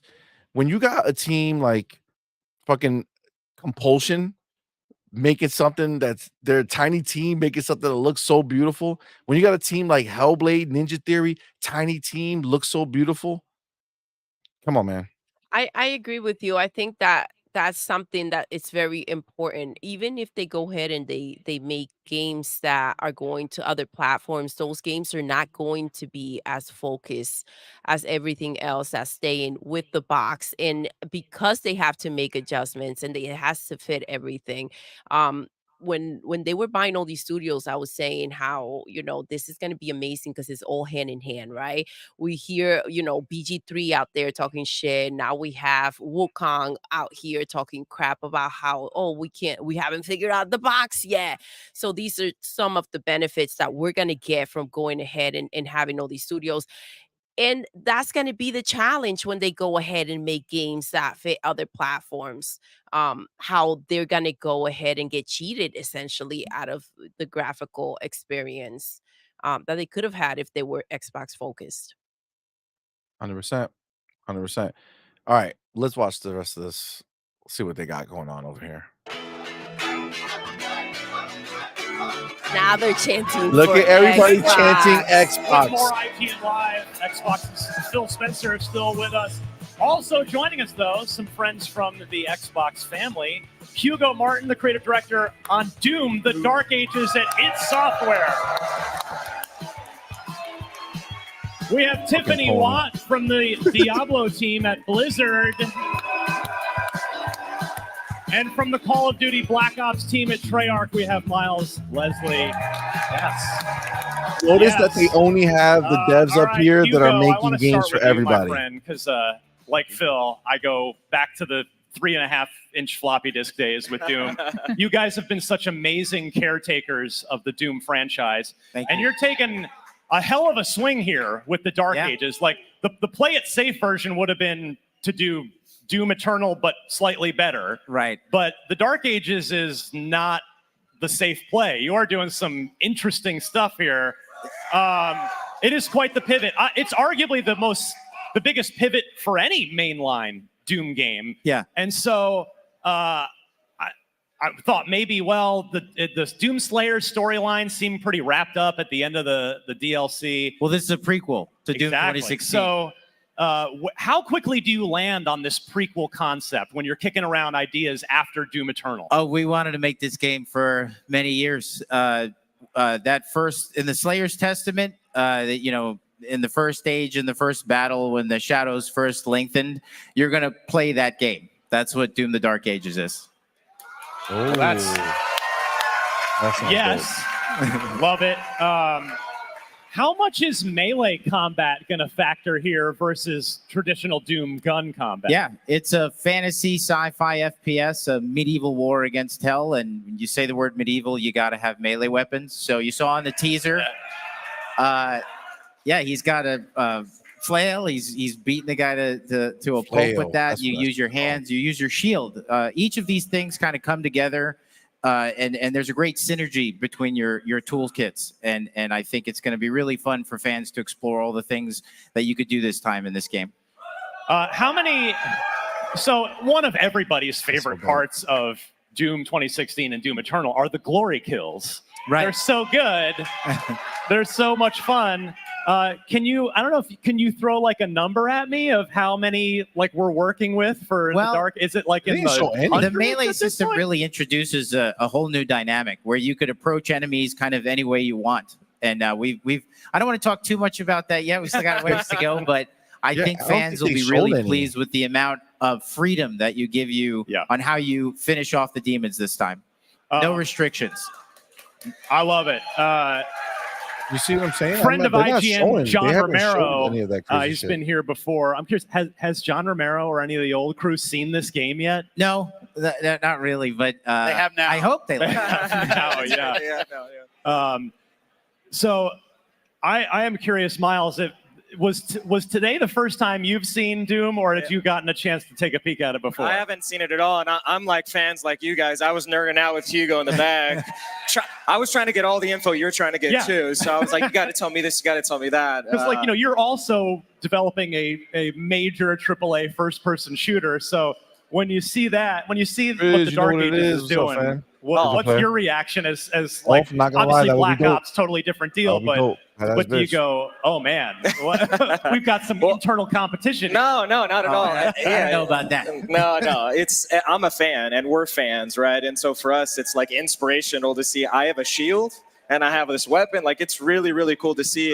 No, there's no competition because we both offer different things to players, and they're both fun, and they both explore different worlds. And that was what we were kind of geeking out about. And even with Tiffany, when we're talking about, you know, Diablo, it's just swapping stories and just nerding out together was kind of fun. Well, Tiffany, you guys at Blizzard actually arguably out-violenced Doom the Dark Ages at the showcase today with that cinematic trailer. When the team is going through that and storyboarding and crafting it, is there a point where you have as a group, you go, we should make this like more gross, or like do we dial down? The version that everybody saw today is actually the dialed back. Oh man! So if you haven't seen it, definitely check it out. I've seen it be developed over the last couple months, and we toned it down. We didn't want to upset everyone. Are you going to release an uncut, like a full-blown version where it's extra gross? No. I'm actually looking forward to seeing the reaction videos online. I know I've seen some of just people that we work with at Blizzard, but I think it really sets the tone for the story of the campaign of Vessel of Hatred. That was intense. It's a really good time to jump into the game, and I'm really, really excited because I'm a big fan of Mephisto, and seeing the impact that he has on the world of Sanctuary is pretty incredible. Well, Vessel of Hatred, so I personally I go all the way back to Diablo 1, Phil, I think you do too. And the Diablo expansions historically, every Diablo 1, you know, Hellfire 2, 3, they have a long history of adding a ton of stuff to the game. You know, we got the 5th act for Diablo 3 with Reaper of Souls. Like, so what has the team been focusing on for Vessel of Hatred to kind of live up to that Diablo Yeah. expansion standard? For sure. There's a lot. So I'm going to try and remember all of it. But obviously, the campaign is kicked off with this incredible cinematic that you saw Free today. Diablo. So we're following Nayrel into the new region of Nahantu. So it's a jungle region. And we're going to see the impact of Mephisto on that region itself. We also announced the brand new class today, which is the Spiritborn. It's the first time this class has ever been featured in Diablo, so super exciting that brings us a brand new class, because the base classes of Diablo 4 obviously revisited some of the classes from the original game. So it was really amazing to be able to develop something brand new that really grows on the region and the culture that they come from. So we have more to share in July, but I know people are excited to see the Spiritborn today. There's been a lot of chatter about what the class is going to be, and so it's been exciting to finally reveal that. Obviously, with the new region, there's going to be new dungeons, there's going to be new strongholds, new monsters to fight. We're going to have mercenaries. So if you're a longtime fan of Diablo, mercenaries are coming to Diablo 4. They're going to be able to level up with you. They have their own skill trees. Again, not too much to talk about today, but there's more to talk about in the future. And then we're going to have a new co-op endgame feature. An activity that we're going to be able to talk about again more in the future. Very excited about that. There's just so much that's coming to the expansion. Obviously, we're growing upon the original 5 classes. There's going to be new skills, new Paragon boards, new legendaries, new things to do with the Tree of Whispers. There's just so much more game that we're adding. So, who's your main in Diablo? Who's your class, Phil? This year, season 4, Necro. That's right. Yeah, Infinimus Necro, L100. Nice. L100, Well played. Tiffany, how is Game Pass, like you overnight, you probably had a massive influx of players. How has Game Pass, if at all, how does it, the game's already built to be supported and improved upon and added to for a long time, but has Game Pass kind of changed the way the team approaches? Yeah, Derek, we're back. Anything about Diablo or? Not our approach. So I actually got to work on the original console version for Diablo 3. I'm a huge, long-time Xbox fan, decades of fandom. There we go. So, there we go. The fuck I'm talking coming about. to Game Pass for me was like a dream come true. And I think Fuck Phil yeah. said it best Like this when you lady. were talking to him earlier. Like the more people Sitting that next are to a playing pony. games, we're all winning. And so to be able to expand the audience of Diablo, bring people to Sanctuary that maybe haven't had the opportunity to try it out before, has been incredible. And I don't know, seeing people's reactions, and then now, they can try out Vessel of Hatred on October. It's very, very exciting. Yeah. Phil, when do you get to, when the switch flips and Diablo 4 goes into Game Pass, do you watch like the back end and just watch everything? Yeah, like I do. And it was really great to see all of the players who came in. I mean, sometimes you think everybody who was going to play probably has already played, and that you put it in Game Pass, and you've got a couple million people who come in to play it for the first time, and you're like, more people getting to play the game. So good. Miles, Awesome. you've been on you've been on every Black Ops since the beginning, which is insane. Black Ops 6. OG Black Ops. Black Ops is back, of course, with Black Ops 6. We had the Bomb Call of was Duty good Direct fan. immediately after the Xbox showcase today.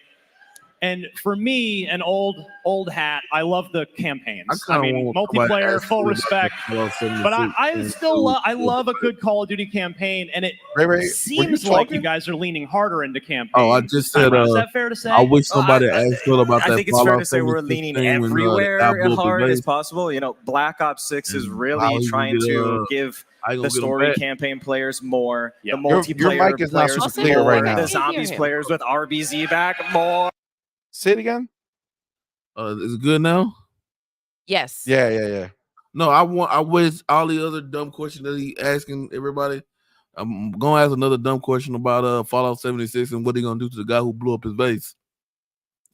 Oh, that would have been a good question. Hey, we know you've been playing Fallout 76. We know somebody went and blew your ass up. What is your plans? You can retaliate? Yeah, that would have been a good question. I see you got the nuke. Let's see. Harder into campaign this time around. Is that fair to say? I think it's fair to say we're leaning everywhere hard as possible. You know, Black Ops 6 is really trying to give the story campaign players more, the multiplayer players more, the zombies players with RBZ back more, right? Like, you can hear it from them. But really coming back, what we tried to do, and I have been fortunate enough to be on every single Black Ops ever since World at War, which is, you know, kind of Black Ops adjacent with Reznov, right? Is really how do we deconstruct all the things across all the Black Ops and pull the best elements from them and in a way pull the right ingredients that all those types of fans want, and then how do you kind of redefine them and put them together? And that's what Black Ops 6 is. It's got a lot. Well, so real quick, just first thing that pops off the top of your head, what's your favorite? You can't say Black Ops 6. What's your favorite Black Ops? Oh, come on, just do it. That's really hot. You're putting me on the spot. I'm gonna offend someone somewhere back on the team, but if you had to push it, it'd be for different things. Yeah, you know, right? So it's like I liked what we did on Black Ops 3 with the movement and redefined that. That Black Ops 6 has that with the Omni movement that you can move like you've never been before, right? You talk about refined maps in Black Ops 2. We got that in spades. You talk about a mind-bending story like Black Ops 1 with some mind, I can't say that last word, but you know what I'm thinking. We got that too. So again, it's pulling a little bit of everything. Love it. Love it. All right, we are going to take a short break right here on IGN Live. But stick around because when we come back, we're going to keep the conversation going, talking about all things in gaming. Thank you so much to Phil, to Miles, to Tiffany, to Hugo. They came out. Let's go. IGN Live. Over? Oh, just all right. They can come back automatically, so I don't have to do nothing. Just good. Oh.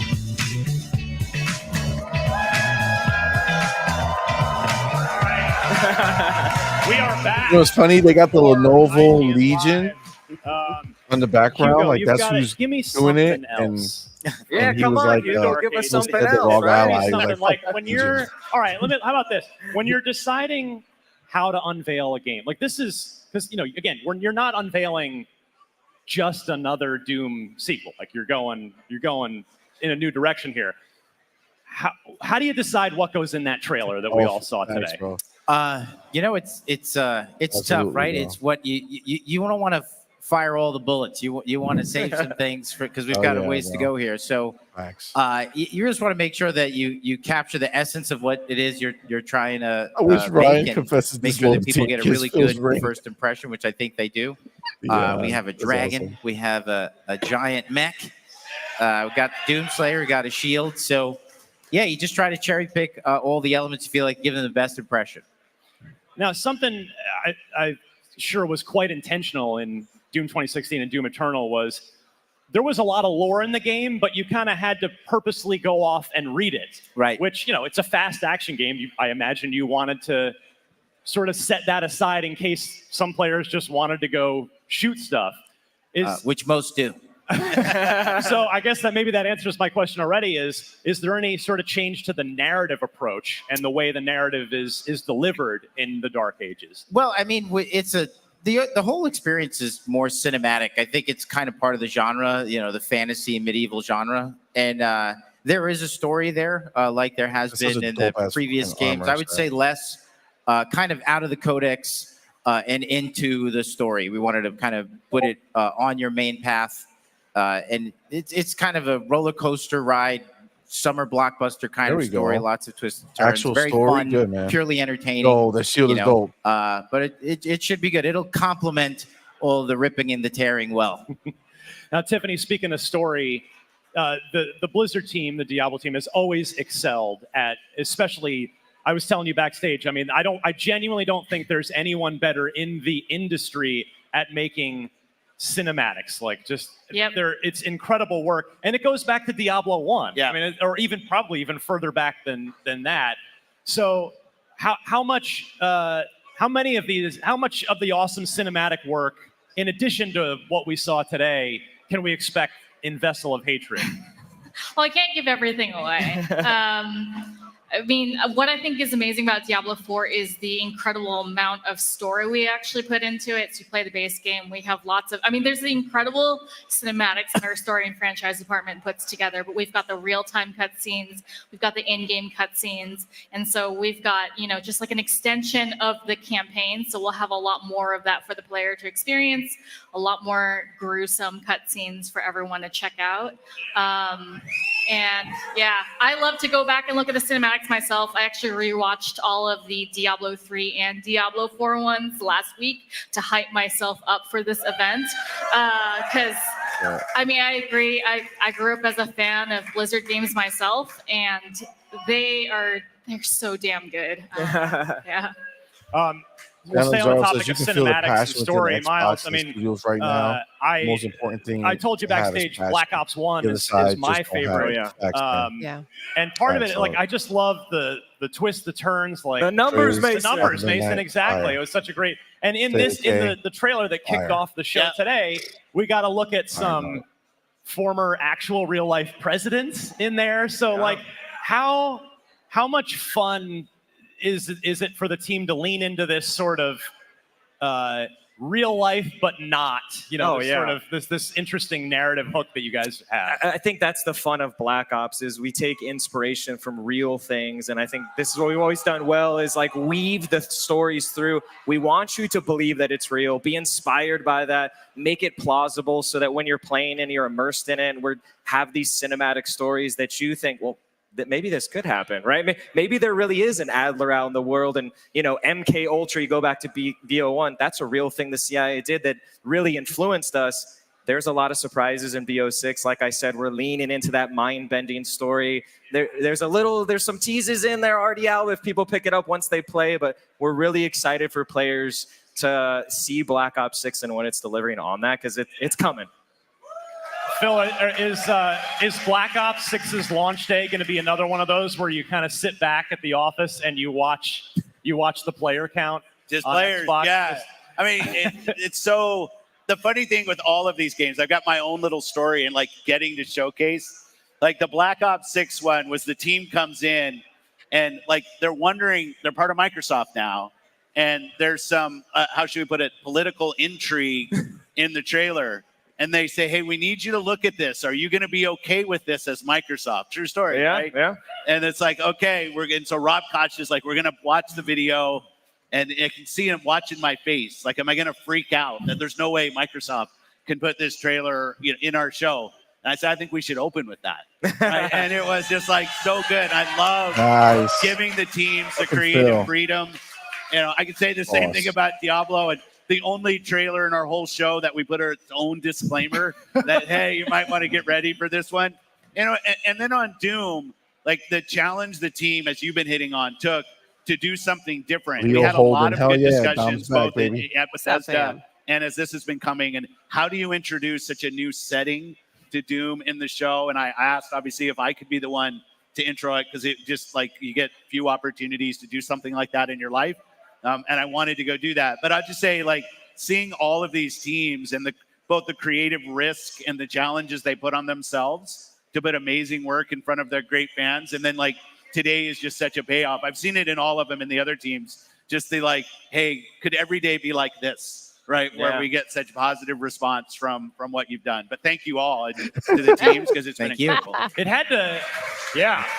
It had to feel good. Like Doodle said, we need to open there was Black a Ops long 6. stretch of time. I guess the Hilarious. 360 era, a lot of it where you would debut that year's the new Call of Duty on your stage, and now you've got that back forever. That's That's got to feel good. And it wasn't lost on me on my line that everybody gets all of the Call of Duty data a game at the same time. That wasn't that started by Xbox that we kind of broke the community. Yeah. And now getting back and say like everybody gets the same maps, the same game at the same time. I think it's just like it was another thing I wanted to hit in the messaging. But yeah, I think it's been over 10, 11 years since there was a Call of Duty on our stage. I'm trying to remember what the last one was, but it's been an awful long time since we had a Call of Duty in the show. And it was just like a really special moment. It was Ghost. I am curious, Hugo, with Doom. Have you had a chance to look at any of the reactions to CMoney the is trailer? there a little bit. on Yeah, this it's week? been I'm great. There's something on June 11th. They can I know see it. It's tomorrow we're grittier. doing It's the Ubisoft Forward. darker,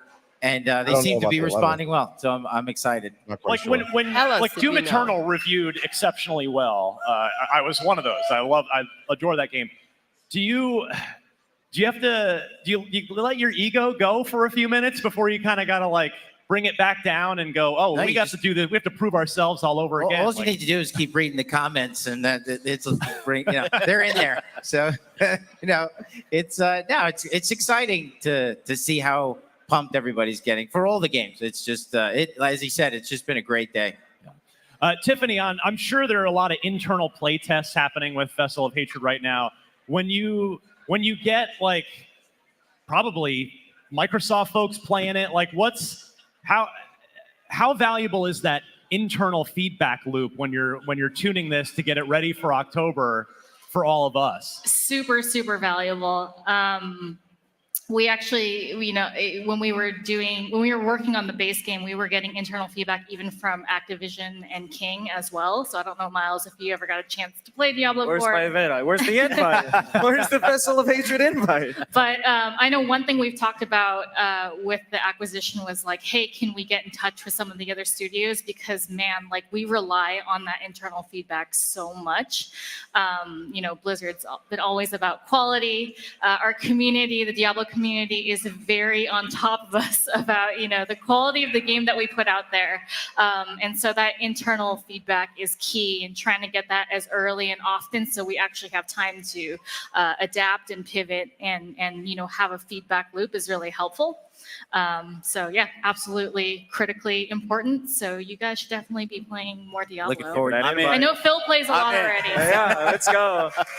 Miles, before we go, I did want to ask you, I selfishly asked you about campaign because I love campaign, but there's a lot of people that play Call of Duty primarily for the multiplayer. Oh, yeah. Yeah. So I'm curious if, I think there might be an embargo that's lifted by now. Is there, can you talk about kind of maps or any of the actual, absolutely. It is, again, this is a huge game. We dope dive onto the campaign.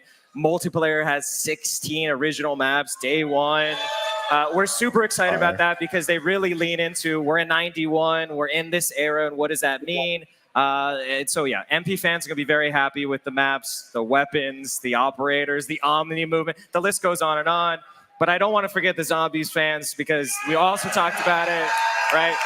2 new maps day one. We've got an original crew again, even though you can still play all operators. So again, it's a lot of the stuff we talked about is listening to the community and really taking that feedback and working with the teams and iterating to give something really special in Black Ops 6. Fantastic. Well, Phil, Hugo, Tiffany, Miles, thank you all so much. This has been the highlight of my IGN Live for sure. We've got lots more IGN Live still ahead, though, going strong all day long. So don't go anywhere. We shall return. We're never coming back in this Phil. It was your only way to get us to click into this bit. All right.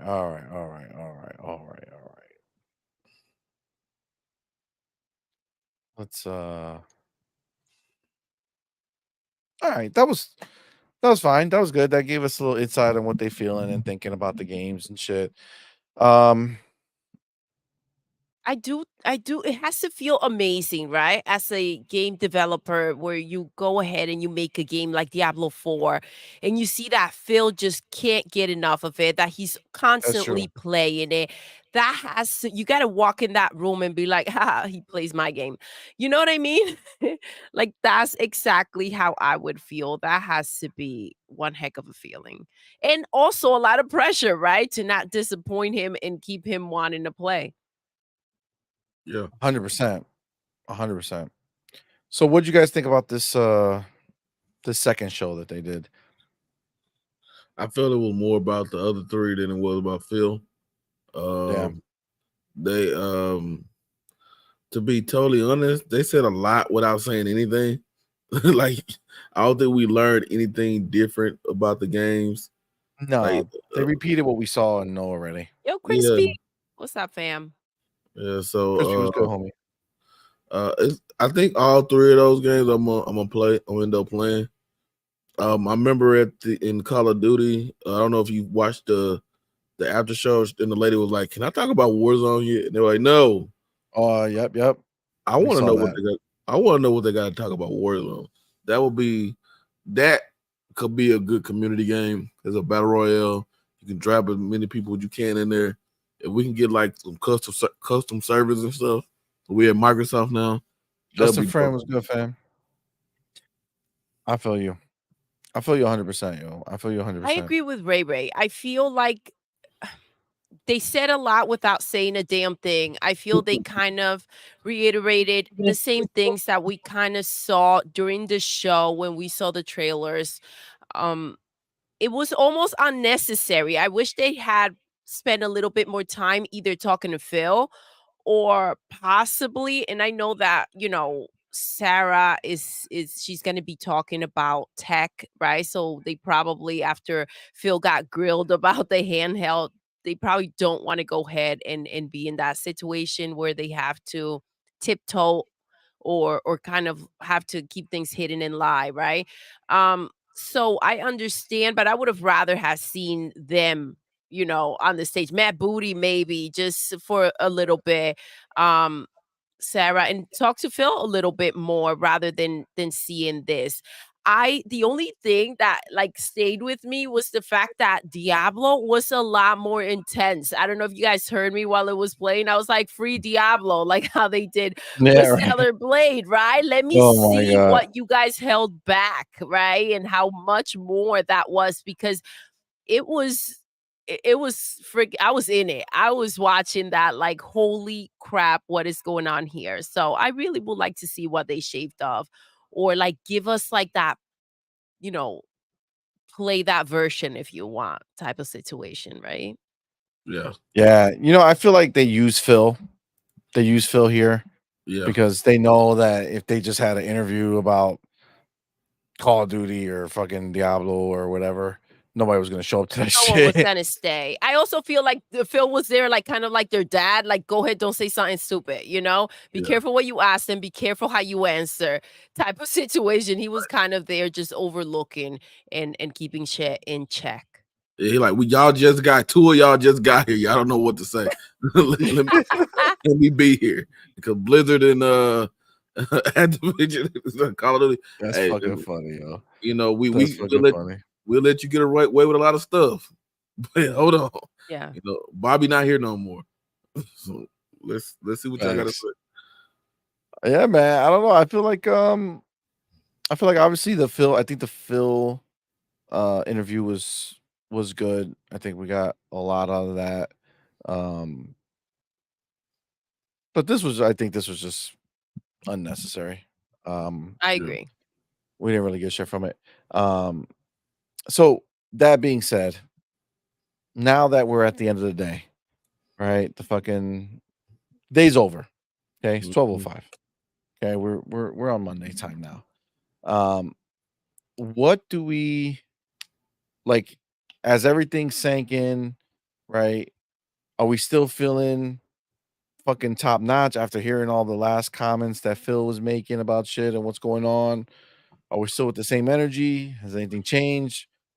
What are you guys saying? I'm gonna be honest. Nothing Phil said changed my aspect of anything.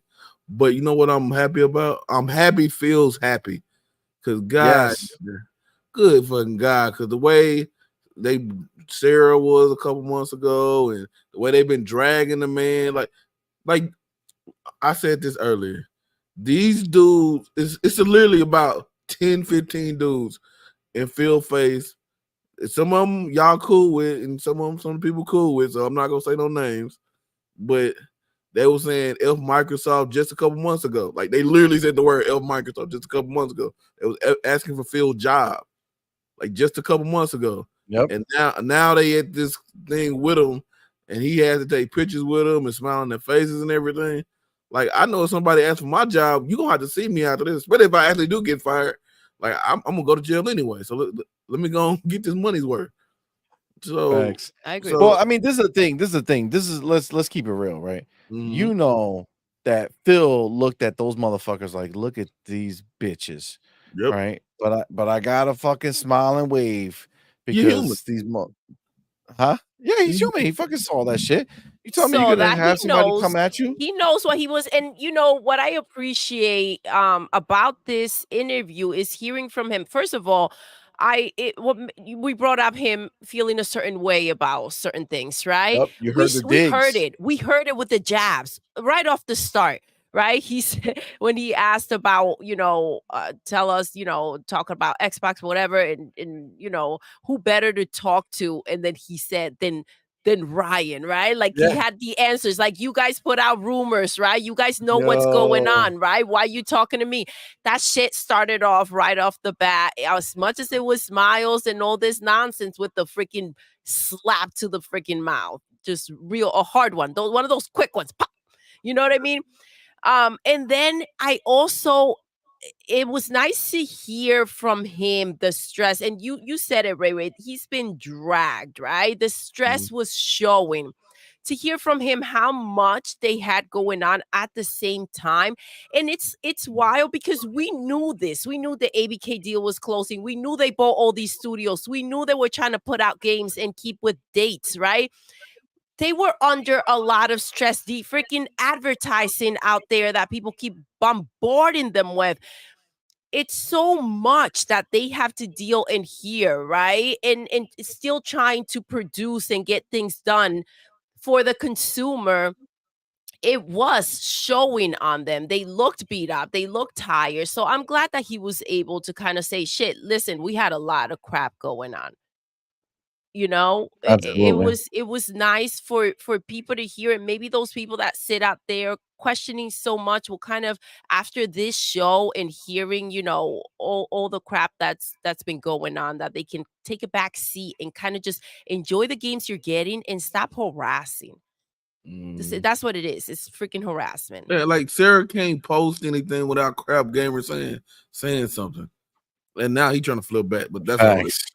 Like this been like 3 months in a row. She can put out something about not even about gaming, and he's under that comment about don't let exclusives go. I'm like, man, how old are you? Yeah, dude, just shut the fuck up, bro. Just go somewhere. You don't want to be here, don't go. I mean, shit, go dip Just out. go. And you know what, Ray? They don't need to announce it. Just pack up and go. No one's going to notice. Exactly. No one's going to care. No one's going to know. I mean, if you were really meaning that shit, you would just pick up and go. But yeah, the nonstop nonsense is like, yo, shut the fuck up. You don't need to be babysat through the situation. Just sit down and play Game Pass. Or get a life, right? Beyond that. Yeah. Absolutely.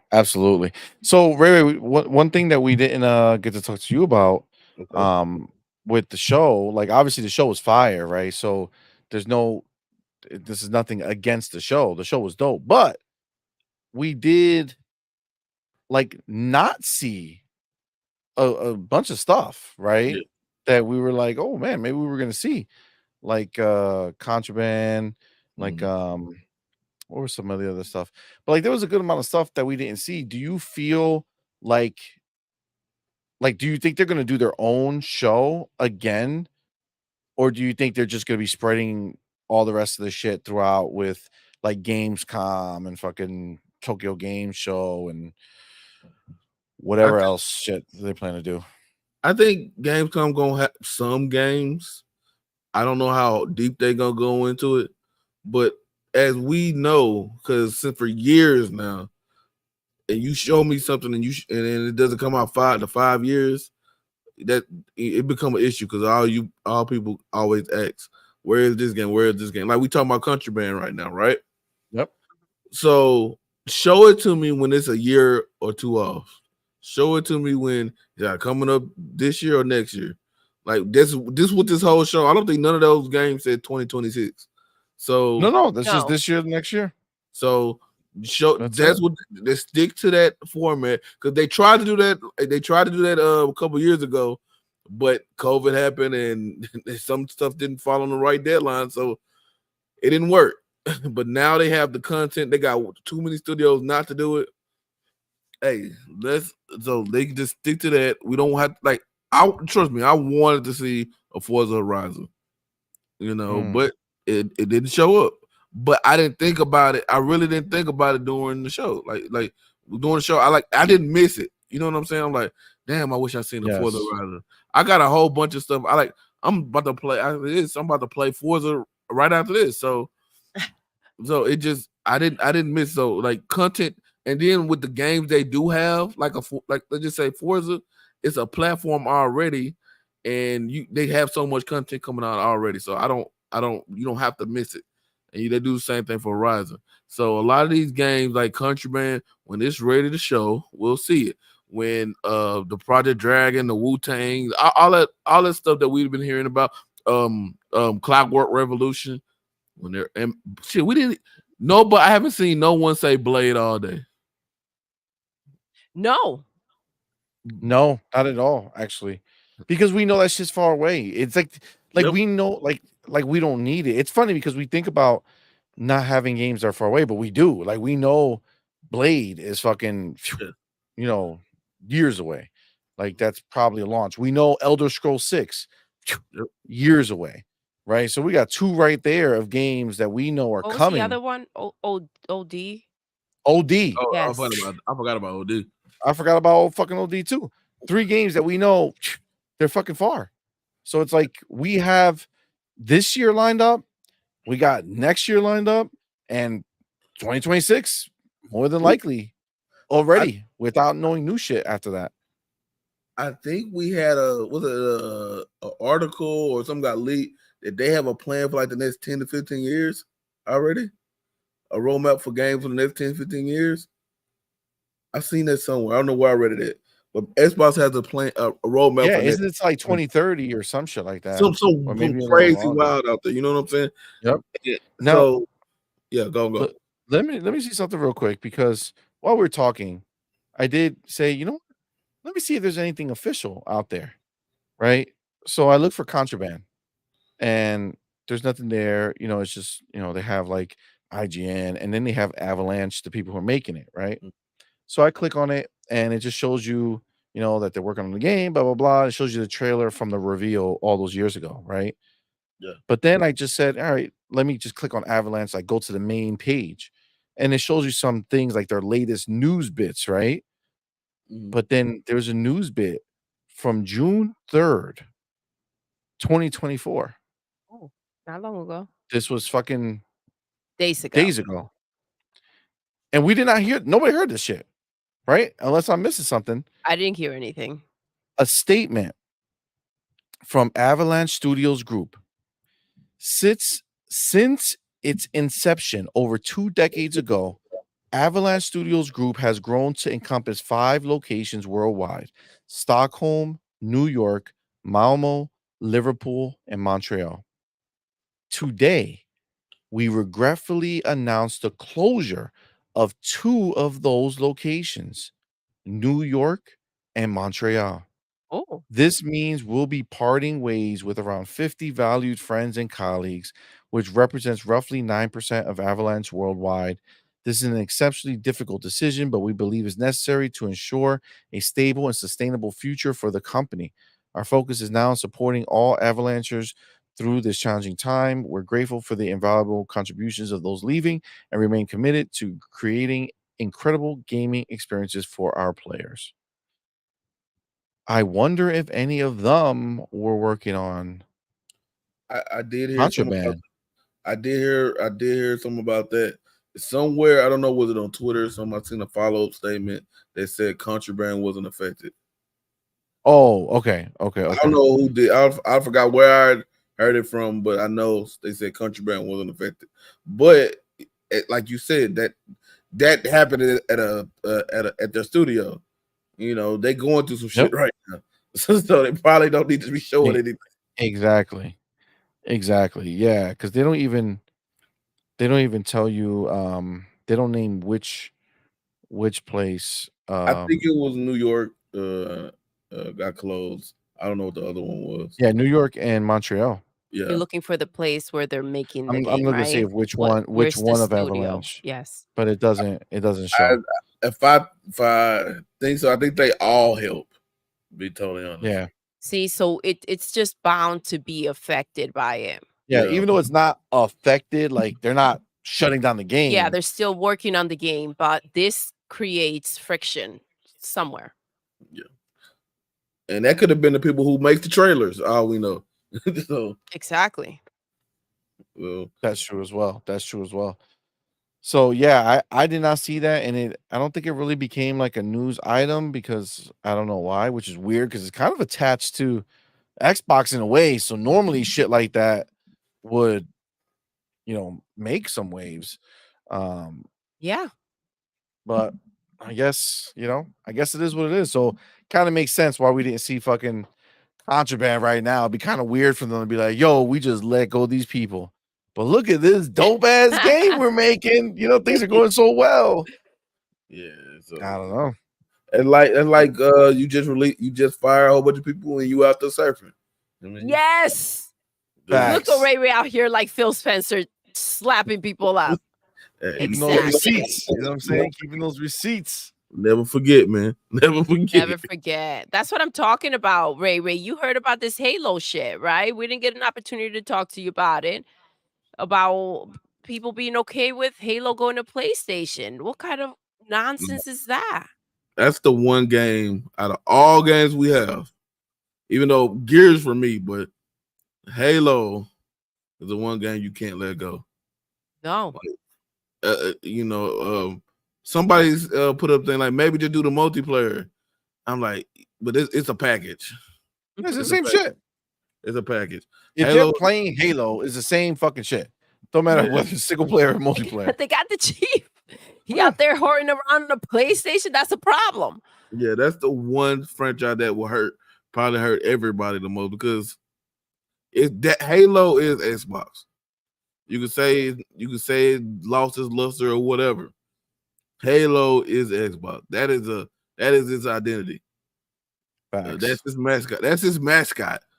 Like Ray, we've been saying this, and you know what I appreciate so much about what you just said.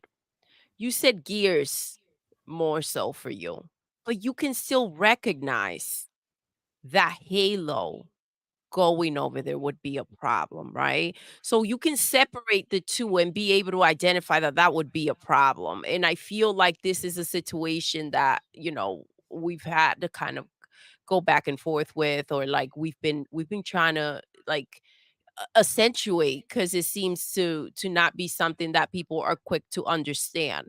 So I appreciate this conversation. And Doodle, where are the guys that just a day or two ago that was saying Halo was going on? It was supposed to be announced that Halo CE is getting remastered and it's going to PlayStation. Exactly. They're out there celebrating because of the freaking show. Jazz was there. That's wild, bro. But that's why. That's why. And they are know. over there, right? They're over there saying they say that shit and then they go over there. But like this is the thing, even when we heard this thing right here, right? Like Phil said, fucking Doom was a game that it's been around, it's been on these other things, and then he cut his own shit. Did you hear him? He went in to kind of feed us a little bit of PR bullshit, and he was like, it's been on other things, and I feel like it's a shame for other people not to get it. And then he's like thinking to himself, well, Elder Scrolls ain't gonna go over there. Starfield for sure ain't fucking go. So let me change my shit and just be that honest. Listen, I talked to the motherfucker running the boat, and he said, I really want to put that shit on PlayStation. And he was like, fine, fucking do it. Yeah, like, I say that. That's what he said, right? So it wasn't a big strategic plan. This was years ago. They knew this shit was coming. Years ago. This wasn't ABK got bought. So look at what they got to do. Money. Yeah. Microsoft doesn't do nothing overnight. Even the Tango thing, that's what I got to tell people. That didn't happen just that week. They decided that week, let me shut down Tango. That probably been going for the last year. They've been thinking about it. So they are a $1 trillion company. Nothing happens. It's all strategic what they do. Tango and all them studios, I don't even want to talk about it no more, but it was They thought about it. They did the costing, they did everything, and they had to go. These games, whatever games that's going, like Sea of Thieves going, it's probably been in the works for a year or so. You just don't port a game in a week.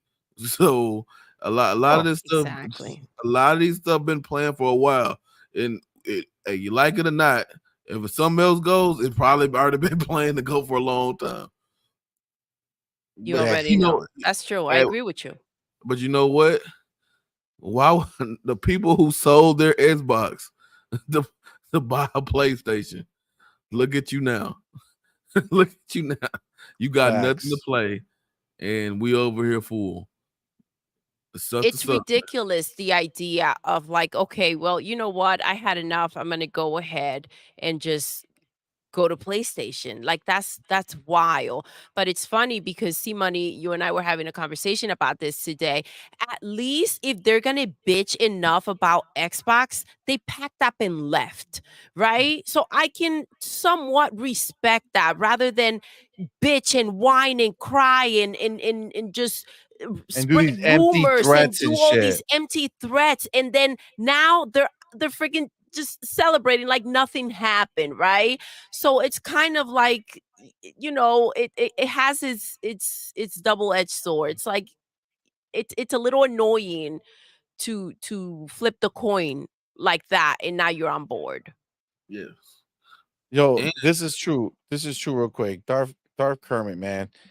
What's I up, fam? feel like they Thank you for all being try here. to play stupid like they didn't know.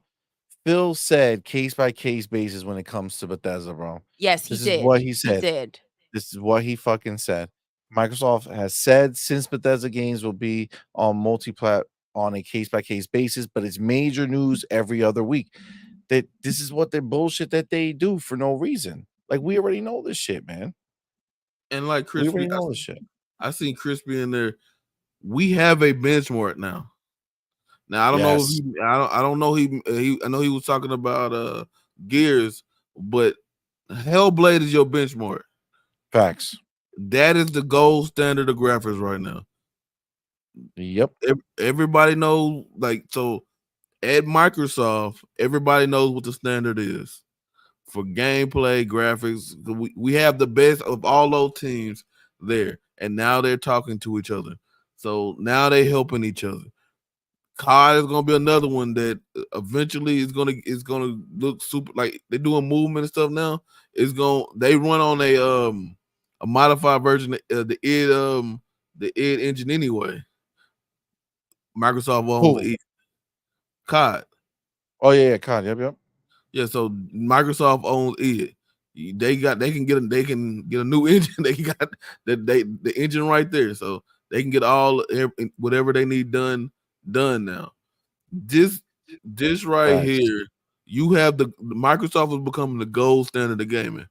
Nintendo might have the 100%. mascots, but they don't have the gameplay let me see. They don't have the foresight, the futuristic gameplay. They have the kitty and the mascot stuff. Sony has nothing. They don't even have games. So Yeah, they don't exist at this point. If it weren't for casuals right now, Sony probably be filing Sony probably be filing bankruptcy right now or something. So I'm ready for them. I'm ready for this right now. We are sitting in at the golden era of gaming right now. So all we gotta do is sit back and play what we can, because there's no way we will be able to play all this stuff. Nope. It's just about having fun. And then there's just so much more coming too, man. Like the crazy shit is, dude, is that we did a bunch of shows this week. And we saw a bunch of indie shit. And there's like really good looking indie shit too. You know what I'm saying? Like it's crazy how like things are so different now with the way tech is and where we are with the graphical bar that's been set, like the lowest platform still looks good now. You know what I'm saying? Like they can make games look good, and it's not that hard to do. And there's like some really good looking shit coming out. That's crazy. That's crazy. You saw that fucking during the show, that game that shooter, the hero shooter with the cards. Oh, Frag Punk. That what they call Frag Punk, bro. Yo, that's a free to play game. Yeah, it's great. Yo, Explain to me. I want you to listen.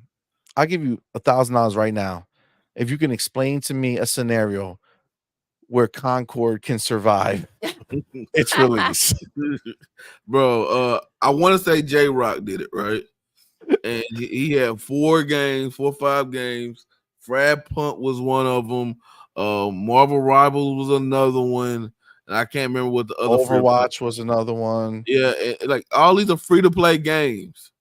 Sony Yep. is so greedy, they had to make it a was it charged $40 for it?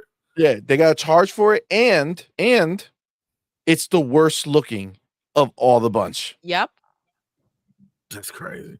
That's fucking wild, dog. That's and fucking it's the most wild. generic. It's the most generic. Yeah, most generic. Like, dude, that whatever the frag punk, that shit look like I don't like card games and shit like that. But this is a shooter that they're using like card element. Yo, the fact that they can go ahead and when my man broke the card and turned the enemy's heads big head mode. Yo, that so you was could get an wild for the easier snipe headshot. on these motherfuckers. The grass thing for me was like Yo, the everything. grass shit. That's fire, dog. And it might have been the only hero shooter I've seen this weekend that I might want to give a chance to. Yeah, because it was doing something different. And because hey, and you know what? Something else I'm gonna say this. I said this earlier when I was because we got on for 4 hours and I was just talking like I didn't watch it. Like I was on Dirt Show Live and we did my show and we was on 4 hours over just talking shit. Microsoft need to hurry up and snatch up Crystal Dynamics at Idios Montreal. Cause they are doing some wonders over there, helping them with Fable and Perfect Dark. Like go on, give Embrace in the bag. They need help anyway. Go on, get Embrace in the bag and put these studios where they can be safe and they can grow. Cause bro, like Perfect Dark, like I knew Fable was gonna look good just from last year. Yeah. Perfect Dark. That surprised me the way it looked and played and everything. Now, people need to realize Perfect Dark was always a first person game. So that's one thing. You know, people like you got enough third person games from Microsoft right now.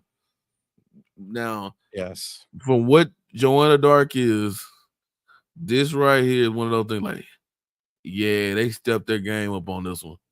Yeah, that shit looks insane. Really, I love really also did. how they did the trailer. It was so dynamic. It had a little bit of freaking everything, the stealth. And it's funny because somebody said it in the chat, and I was thinking the same thing. It had a little bit of like Starfield vibes when you were walking by the train station, but they showed us the shooting and the fighting. It just is freaking fire, bro.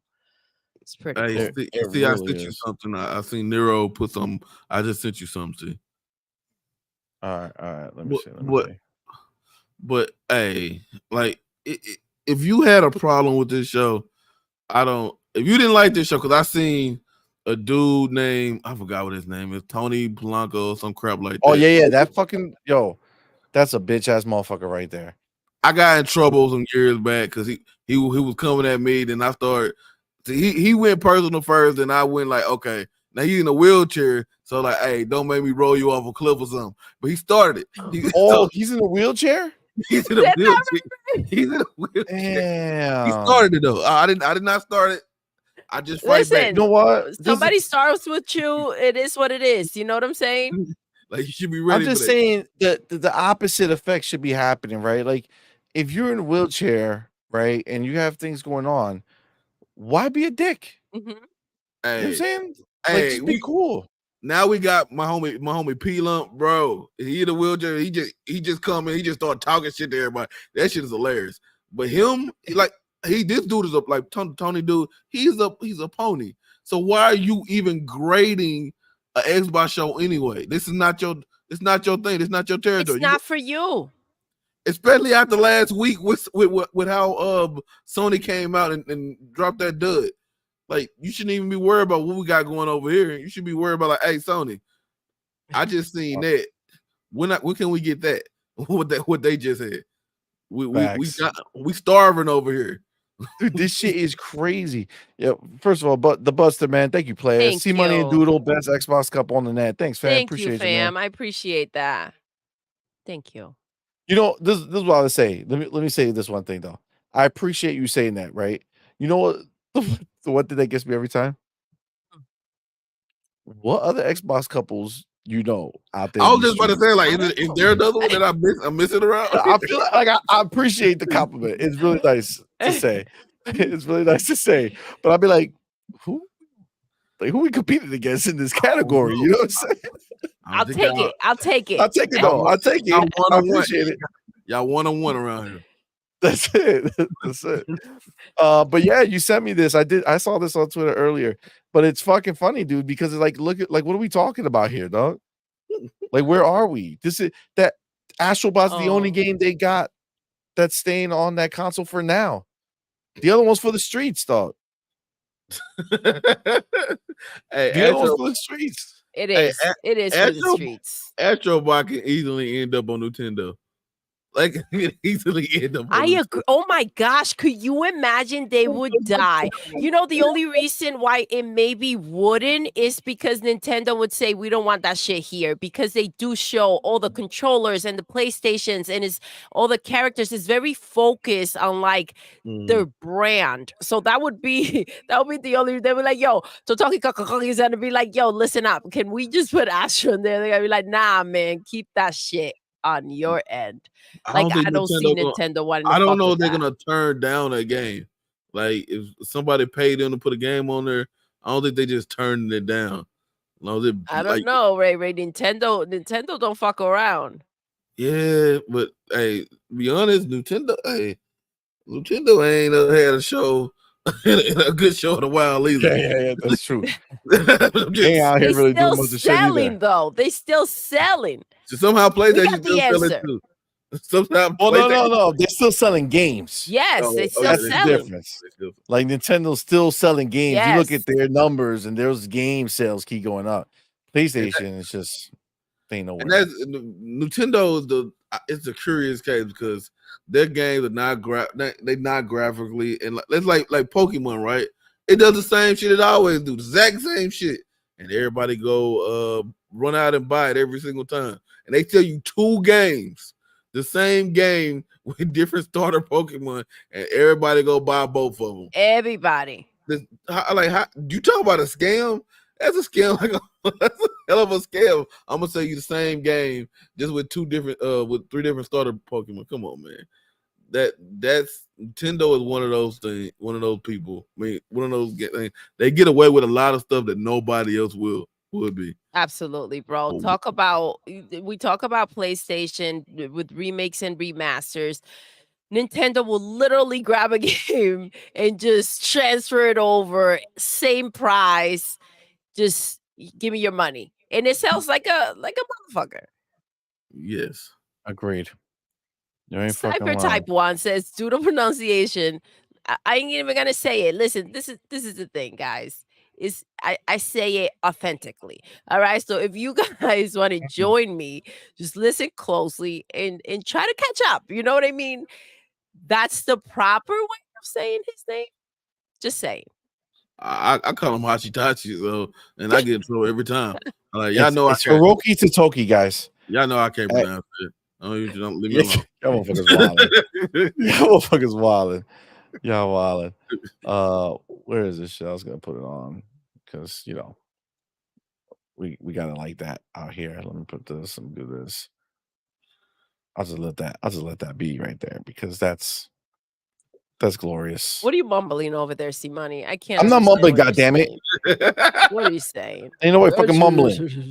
I said I'll put this on in the back. That's it. Because he talked about it, so I want to put it on. Fuck, some shit. God damn it. But no, listen. When I saw this trailer, man, I lost my fucking mind. Okay. At the end of the trailer, right? Somebody showed up. I mean, they was only an arm or something. What was that? Yep. I haven't played Fable in damn near a decade, and probably even more. Shit, I don't fucking know. I haven't Okay, either. well, wait till But we get there. the way they made this sound like, right? He's saying, like, think about the way they played this out. He's saying there was this girl that I helped, and blah blah blah blah blah blah blah. And Then she says and she's then back. you assume because they show you her a bunch of times throughout the video that it's her that he's talking about. But then she pops up and says she's back, and then they show her and the guy, and Kind then of it on has to on a be journey on the together. So journey, and maybe then they're that bitch is going to holding their sword or whatever, and she's ready to fuck them up. I don't know. Like, I don't think they have a female character that I remember in the game. You know what I'm saying? Like, as a mainline character that could be. So are we fucking creating our useful. own person in this game, or we have a set? I mean, you look at they make it it looks like it's her. You know what I'm saying? We just It looks like it's her. They put a lot of energy into her. We They're game. showing her all the fucking time. Yeah, she's the one that's going out there. Man, she just and ripped that it's- goddamn tongue out. yeah, Oh, I yeah. know. Fuck around. You know what it is? Is the fidelity. I could tell you why they're not doing any creation shit. Is the fidelity. They want to make the characters look amazing. It's super realistic. So they don't want you to go and make one and it be looking bootlegged because you wanted to fucking put the motherfucker's chin up here and the fucking ear down here. It's like, get the fuck out of here, yo. Now, Ray, I have a question for you. Did you notice that they changed her a bit? And if you did, Yeah, how did do you you see- feel did you about the notice her face? changes? Yeah, they fixed her jaw. The jaw. Yeah, they made it softer. She had a strong jaw, and it didn't bother me. I could care less. Like, I don't Yeah. get super uptight about how somebody look in a video game. It's not real. So Exactly. Yeah, you weren't planning to have a boycott. little alone A little time with you on the rendezvous. screen? Nah, man, I got enough kids and everything else. I'm good. I'm good. If I need to go get some long time, I can go find it. I can go have it. But yeah, not with no not with no goddamn me. These dudes are perverted. no They some deviants. They are. Ray. They They some wildin'. sensual. I did a whole thing of those dudes, the Stellar Cheeks thing and the petition thing. And I looked at those videos. Hey, these dudes are sexual deviants, man. They need help. They really need help. Like, go pay for it if you really got to do something, because y'all going stay off of Pornhub. yeah, go Shit. go Backpage or Tinder or whatever you want to do. But like, even this game right here, like this is what we wanted Assassin's Creed to do, and it kind of just was like another game here, like. And I thought it was clean, like, because this dude. Oh yeah, it looks great. Yasuke. I don't do a lot of a Japanese name, but Yasuke is one of them.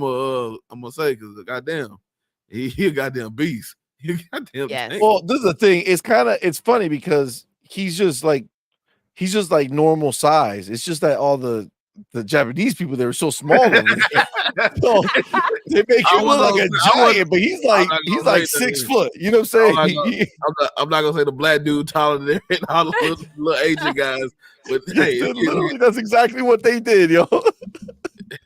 They were like, why is he still growing so tall? Well, he's not Asian. That's why. Like, I got a basketball player out here being a samurai. Yeah. Well, oh my god. Oh my god. That's hilarious. I think I'm gonna say this because I'm screaming it. That Ubisoft conference, I think that's gonna be pretty good. I think well, they're gonna show more of this. They're gonna show the other thing. You might get Splinter Cell. You might get Splinter Cell. Oh, that would be fucking amazing. That would be At fucking what time amazing. is that conference supposed to be? 2 my time. So what time is it right now for you? Central is 11:41. So 1 hour. So 3. So it's 3 for us. Yeah. What'd you think of South of Midnight, bro? Bro, just that style, and I'm surprised they pulled off that style. Because I told people, bro, that shit, they rocked it, dog. This shit looks crazy. But you know, with Compulsion history, and they didn't really have money. Let's be real, they didn't have the time and the money. They had to get shit out. Now they got the time and money, and that right there, this right here, like, damn, that looks good, especially for what it is. Have you ever Yep. seen damn, what's the name of the game? Fuck. It's a hood scary movie. I can't remember the name of it, but it had like the little pup. It was like in a house, and it was like a slave house, but she was putting the souls of the slaves inside the little puppets. And what the hell? I feel like I remember. Oh man, it's not. Is that some Tales of the Crypt shit? Tales from the Hood. There you go. Tales from the Hood. There Tales you from go. the Hood. There you go. I got there. And they look like those little puppets from Tales of the Hood. And I'm like, hold on. And like the little stop, like the claymation type style. Yeah, like that stop motion shit. Yeah, this is what this look like. Like, dude, it looks so good, bro. And like, it you know, looks so good. I'm from Louisiana, so they sound like everybody. Everybody in my family. Yeah, well, that's where they exactly did it from. Exactly. That's what I said. Like, dude, this shit looks so good, man. I don't know how you could look at this and not think this looks fucking stunning. And they showed the gator over there. Like, I didn't even notice that big ass mountain thing was a gator. Like, I heard him say it. I'm like, where? It's in a goddamn gator. Yo, when she ran off and that thing just popped up and landed on the house, that shit was wild. So is this like a Souls-ish type thing? I think it's a Souls light, like they're doing this kind of one-on-one battle here, because it's really the only combat that they showed, and it looks like that's what it is. But I love the way they're doing it. Like, it looks really nice, and I love the whole like the shit's infested, but then when you beat their ass, shit comes back to life. That's fire. Look, like, see, you found the weak spot in the back. Yes, she does a couple of hits, and they are substantial though. And I don't know if that's going to be throughout the game, right? But it doesn't seem to be like to the point that it doesn't This seem could be like a to me. starting Like, area or yes, something. like if you don't enjoy Souls games because of that, hitting that wall over See, and like over again, it seems like this is going to be a nice version of it that you can probably get see through. how she's just going through the main areas though? Like, if you look is that a fucking cow on top of that fucking building? Yeah, Yo, I just noticed that shit. But there's like a lot of other places you can go. You know what I'm saying? And she's just kind of walking the main path, but you saw there was like sides places. I can't wait to explore this shit. This shit Yeah. was wild, dude. I'm excited to see how much you can explore too. I Look at remember the shit in the background. You see that shit, that giant statue all the way back there? It was like a dude with a guitar or a fucking sax or something. Yo, look at that. Look at that. I wonder if this is an open world, dude. I remember that. That's what I'm saying. I Wonder how remember much they you was can explore. complaining. They were complaining that we don't have third person action games. And you got abundance. You got abundance of them now. So Exactly. Damn, that shit is wild right there, man. Oh man, that's sick. Jesus. Did we get her name? I don't think so. I don't think so. Okay. But dude, everything. Look at that. Look at that. That looks so freaking dope. There's something really special about this game, in my opinion. 2025 is so goddamn stats. It really is. Oh, what's this? Let's not forget, Xbox likes to slap us up, right in January with a really good game. So I feel like that's become their thing. Well, the question is though, is if you got Indiana Jones in fucking December, I feel like maybe you don't go maybe you don't hit in January, maybe you hit like a February or March. Yeah, February, March. No telling. And because usually in January, early February, you have your little dev direct anyway. Yep. Exactly. Yo. And we doing one book per quarter. You might not have a game till like March. Because you got two in the quarter, the winter quarter, the fourth quarter. So you might not have one till March. But shit, are you gonna really be fucking done with all that shit by then? You know what I'm saying? Like, right?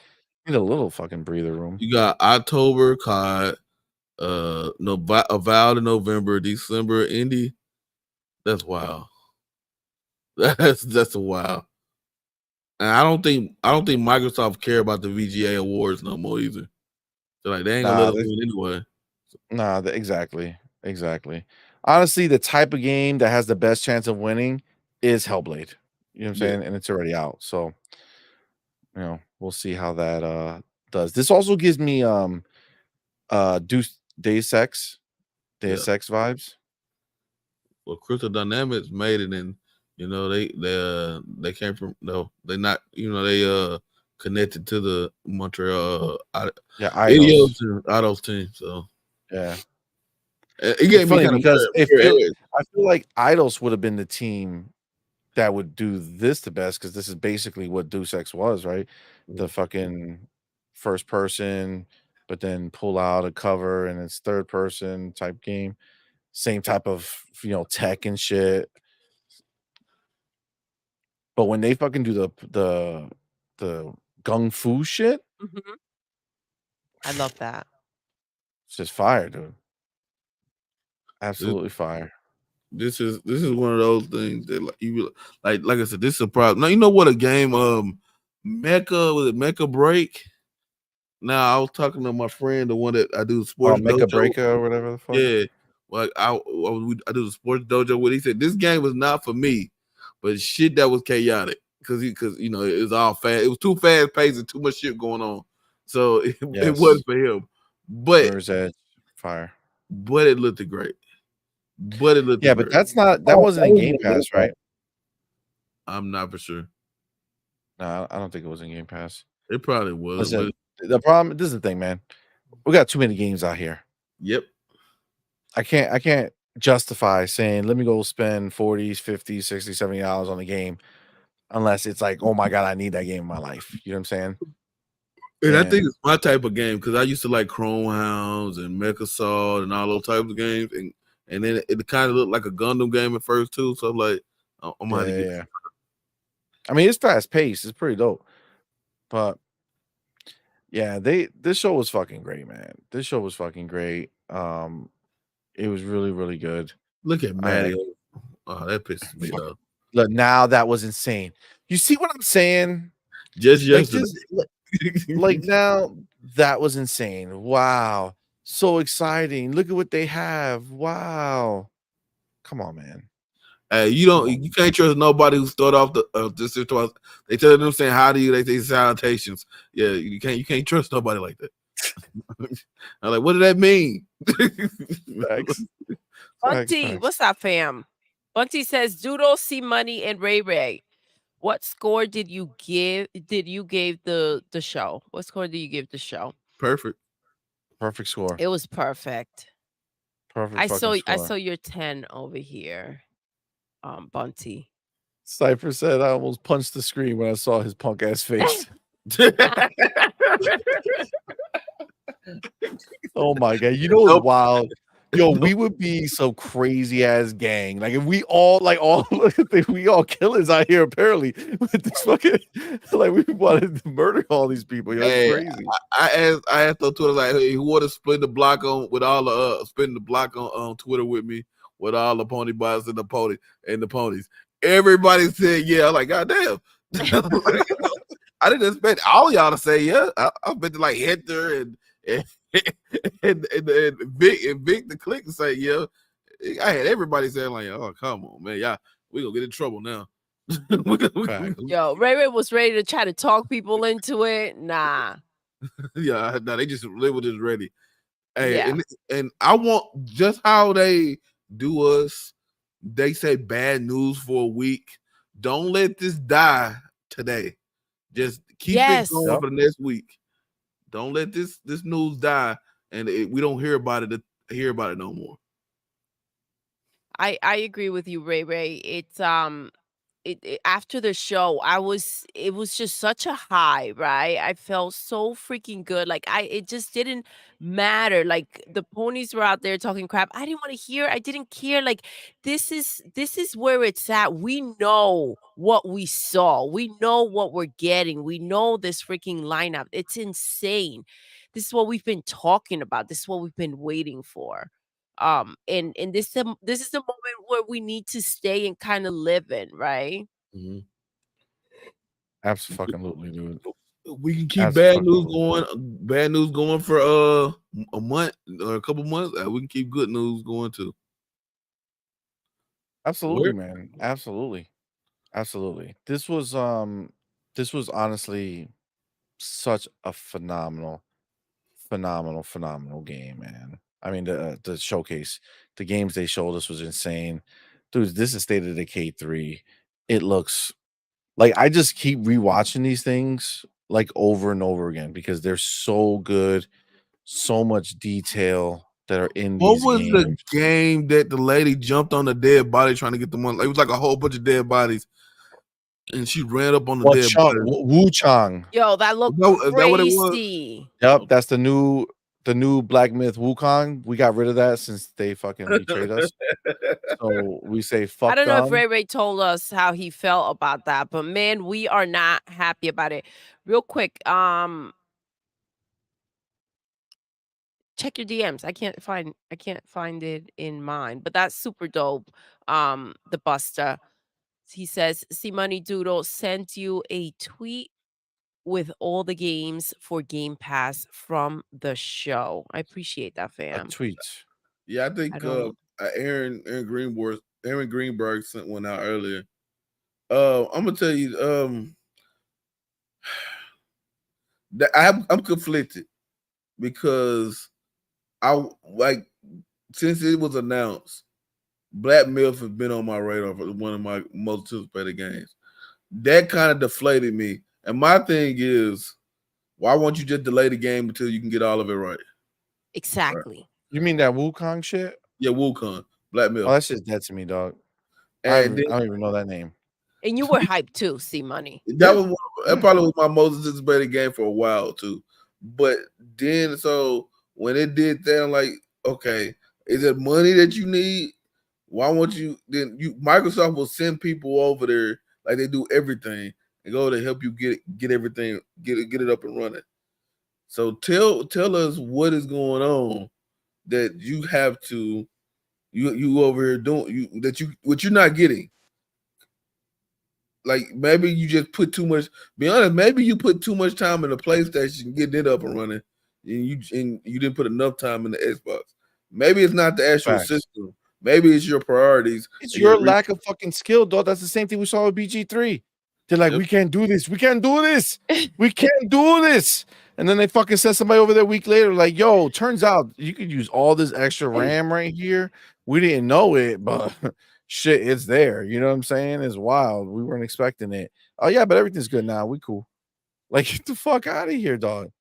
Like, don't be over here with that shit like this. Phantom Blade is dead to me. So I'm gonna be honest. So Phantom Blade, that's me too, bro. All gone. I don't give a shit. I don't even remember how it looks, to be totally honest.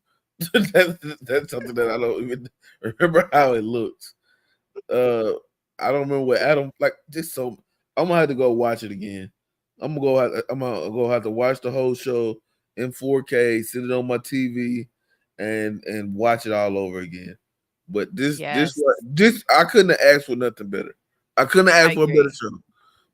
And absolutely. And just to see everybody, Tim Dog melting down, and see everybody melting down. The ponies begging. They have to give Xbox props. It's the best thing ever.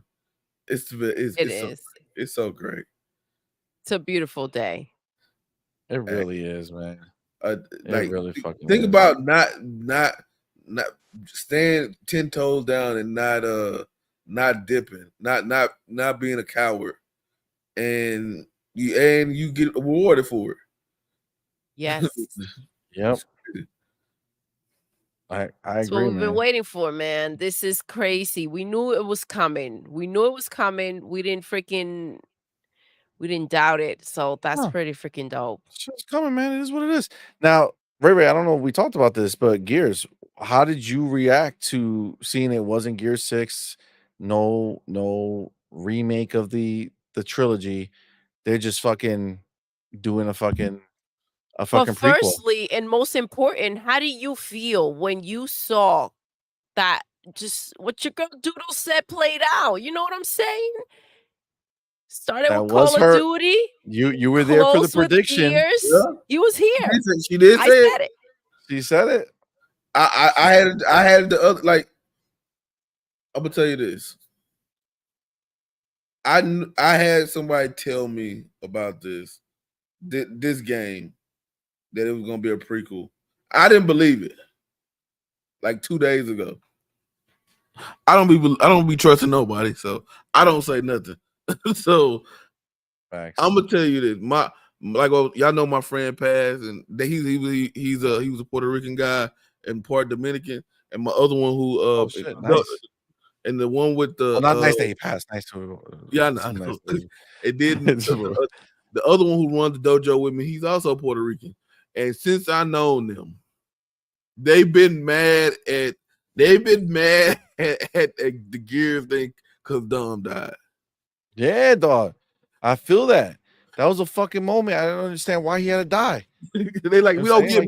He like, we don't get much around I here. know. Like we finally did. Like that's the same reason why we got so pissed when they fucked up the flag on Spider-Man. Spider-Man. Oh, yeah. Spider-Man.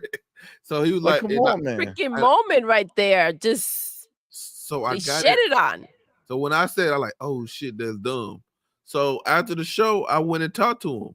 I've been talk to him, and he was like, I said, and he was like, Dumb came back. I like it. You can tell in his voice, he's like almost, and he one of them dudes like he don't show emotion, so he was like, Dumb came back. He like it almost. He said, I ain't gonna lie, it almost got me, and it's been all the shit that been going on too. He like it almost got me. I'm like, hey, there you go. You got what you wanted. So it's one of those. Dope. It's one of those things. You bring the team back together. You Maria's still gonna die. She's a gunner. She is. You and I both know she's a gunner. But we might I just want to remind everybody how this is gonna play out. All right, guys, don't get too attached. This is happening. It happening. But at least maybe we'll see Maria. Maybe see her in the story, and he going to talk to her or something like that. You know what I'm saying? But this is people been wanting Gears to go back to its horror-based roots for a while. That hopelessness feel that you can't beat these guys. I felt it in that trailer because hey, Marcus was going through some shit in that trailer. He was getting his ass whooped in that trailer. Yeah, he was getting yes. As soon as he win, the goddamn floor breaks. So he like the man couldn't catch a break to save his life, and then Dom showed up. Dom fucking showed up and saved his ass. Now let me ask you this, okay? Because who the fuck's to say? Maybe are they gonna do a Star Wars? Are we gonna get like a prequel trilogy? Where they just make a few games before the official game from the going back to first one? I'm not gonna lie, CMoney. That's freaking fire. So you get a chance to kind of the day and then prior. And then you finish with 6. You know what I'm saying? So you give a bunch of that, then you redo the fucking other one. Yeah, but that'd be like a million years. That's the problem. That'd be crazy. But you know what's the problem? They kind of like squeezed him out and brought in his kid. So I thought that was genius to go ahead and bring him back in that way. It would be 20 years, dog. It'll be 20 years. If they did a trilogy and then came back to finish 6, you know what I'm saying? Like it'll be too far. You can't do it. You can't do it. You can always do DLC expansions and shit like that. True. I mean, that's true. CMoney got us all excited and then he sidestepped us. Yeah, I'm just trying to keep everybody level. Guys, I have this genius idea, and now I'm gonna ground you and tell you it ain't happening. They said this is part of the main story.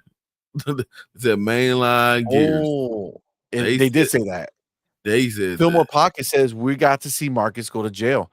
Yes, we have to see what leads to that fucking moment. That's you should have backed out so quick. Yo, see, you can't tell me that it wouldn't make sense to fucking remake the fucking trilogy, bro. You're gonna fucking lead us up to that moment, and then you're gonna leave people thirsty. I told you, right? People are gonna be thirsty. They're gonna want to know where the story goes, and they're gonna be like, "I gotta go play this old ass fucking game to see where the story goes." That makes no sense. Doodle already called it. She's an insider, yo. Remember this, okay? Years from now, when they announce the trilogy, or at the very least, a remake of Part 1. You know that she said it first. I said it. That's it. You can't doubt her because she's been right so far. You know what I'm saying? So you just gotta accept it, man. Don't question me anymore. Oh my God. I'm gonna tell you this. This has been a good day. Like it really has. I gotta go to bed. I'm about to go. I'm about to turn on this. Turn on the thing because nobody hear it right now. I'm gonna turn on the thing. Turn on the showcase and watch it falling asleep. So that's what. You are gonna fall asleep. I'm watching falling asleep. Yeah, she's gonna fall asleep. They're gonna fall asleep. All right. So listen, we out here too, man. It's been a fun time. Thank you for coming out rocking with us, man. Like we're in our early 20s we really have. today. Yeah. We are out here just celebrating. What, 5, 8? Shit, it has to be like 12 hours of streaming today, dog. Let's see. I did 2 hours with Dirt and them. I did 4 by myself. And how long have I been here? So probably like another 2 hours. So it's been about 8-9 hours. Your boy tired. Man. I'm tired. I feel that, dog. I feel that, man. Luckily, I took off. Luckily, I was wanted to take off tomorrow. Or today. See, smart man. Smart man. Like remember, it used to be on Monday, so I used to have to take off anyway. The Xbox conference used to be on Mondays, and now it's not. Because we don't have E3 week anymore. So and once they went to Sunday, so now, hey, I'm gonna say this: Microsoft saved this with a showcase season. Showcase, they saved E3. They are E3, fam. Let's just call it what it is. Xbox is the main event. It's what everybody's looking forward to. And that's just what it is. You know, because they're not charging somebody $250,000 to show their trailer for 2 minutes. Facts. I mean, that's quite the fucking hustle. I can tell you that much, though. That motherfucker eating good. He eating good. Yeah. Listen, he tried to go out there and say, "This is for the devs." Bro, this is for the devs, guys. At least with E3, you got a booth and everything that people can come and play your game and stuff. That's why they were charging so much. You literally just sending him a MP4 file. Like you're not doing that, but sending him a file and telling him to play it. Like, and that's $250,000. Come on, bro. He doing too much. He doing Jeff is not for the culture, man. He is not. Or G-off, like everybody in my chat been saying. They don't want to call him G-off because they're like, it's not spelled like that. They don't like it's not spelled like that. We're gonna call him G-off. I'm like, okay. That's hilarious. That's hilarious. It's not the right spelling, guys. It really isn't. If you go to write his name, you have to sit there and think for a minute. You're like, yo, what's the stupidest way that I can spell this freaking name? G-off Nightly is what they've been calling him. Facts. Football Podcast, guys. Thank you all. I appreciate y'all rocking with us all day, man. This has been quite the fucking day, dude. And y'all, all these homies in here, man. They've been with us all day, dog. Like, this is the names you've been rocking with all day. Y'all the homies, man. Appreciate y'all. Thank you for rocking with us. Thank you again. Remember, we're gonna be doing the shits again tomorrow. We'll be back. We'll be back. Whatever. What y'all streaming tomorrow? Here goes Ubisoft. I think it's not the only shit going on tomorrow. I don't know. I think it's more, but I don't feel like looking for it. I think it's more. I think there's a couple. God. I think it's a couple. The PC show went off today. I have no clue what they showed at the PC show. That happened after the how are you gonna watch the Xbox fucking conference and then watch that shit? You know what I'm saying? The fuck out of here. Hey, I'm gonna do what I did in college. Get the Cliff Notes version. That's it, man. Just go, look, all the trailers are online now, so you just fucking go and just See what the fuck's out there. Yeah. Listen, guys, we're out. Yo, Ray, thank you for rocking with us, man. Thank This you. was dope. Yes, this was A little fun. impromptu get together. Appreciate Yes, you, fam. love it. I didn't even know Everybody, y'all was shout out on. to you. I didn't know. Yeah, y'all we was didn't on. know we Let me were on. stay You know what I'm on. saying? We were just like, you know what? This is the thing. We told everybody, we were like, you know what? Because we thought the interview was gonna happen like right after the show. So we stood on, we were talking our shit, doing all our stuff, and it's like, yo, it's not happening. And then somebody was like, it's gonna be like an hour from now, like an hour. Like we were already live for 5 hours. You know what I'm saying? So it was like, you know what? Fuck it. And so we didn't. See you guys tomorrow. Yeah, And we're then like, we'll see you tomorrow. And then we were gonna go, and we were like, all right, let's go watch the thing. And it was like, well, if we're just gonna watch it, let's see if watch it with motherfuckers our want to watch it homies. with us. You know what I'm saying? That's what we did. So, well, shout out to you guys, man. Appreciate y'all. Ray, thank you, brother, for coming. Thank you. Appreciate you. We're gonna go. Remember, we'll be back tomorrow. Ubisoft, whenever the fuck that goes live, we'll be there before. Guys, thank you all so much. Doodle. Yes. We're gonna end the show the way we end every single show. Doodle. Yes. We're done. We are. Until next time. You're intruding. You're intruding.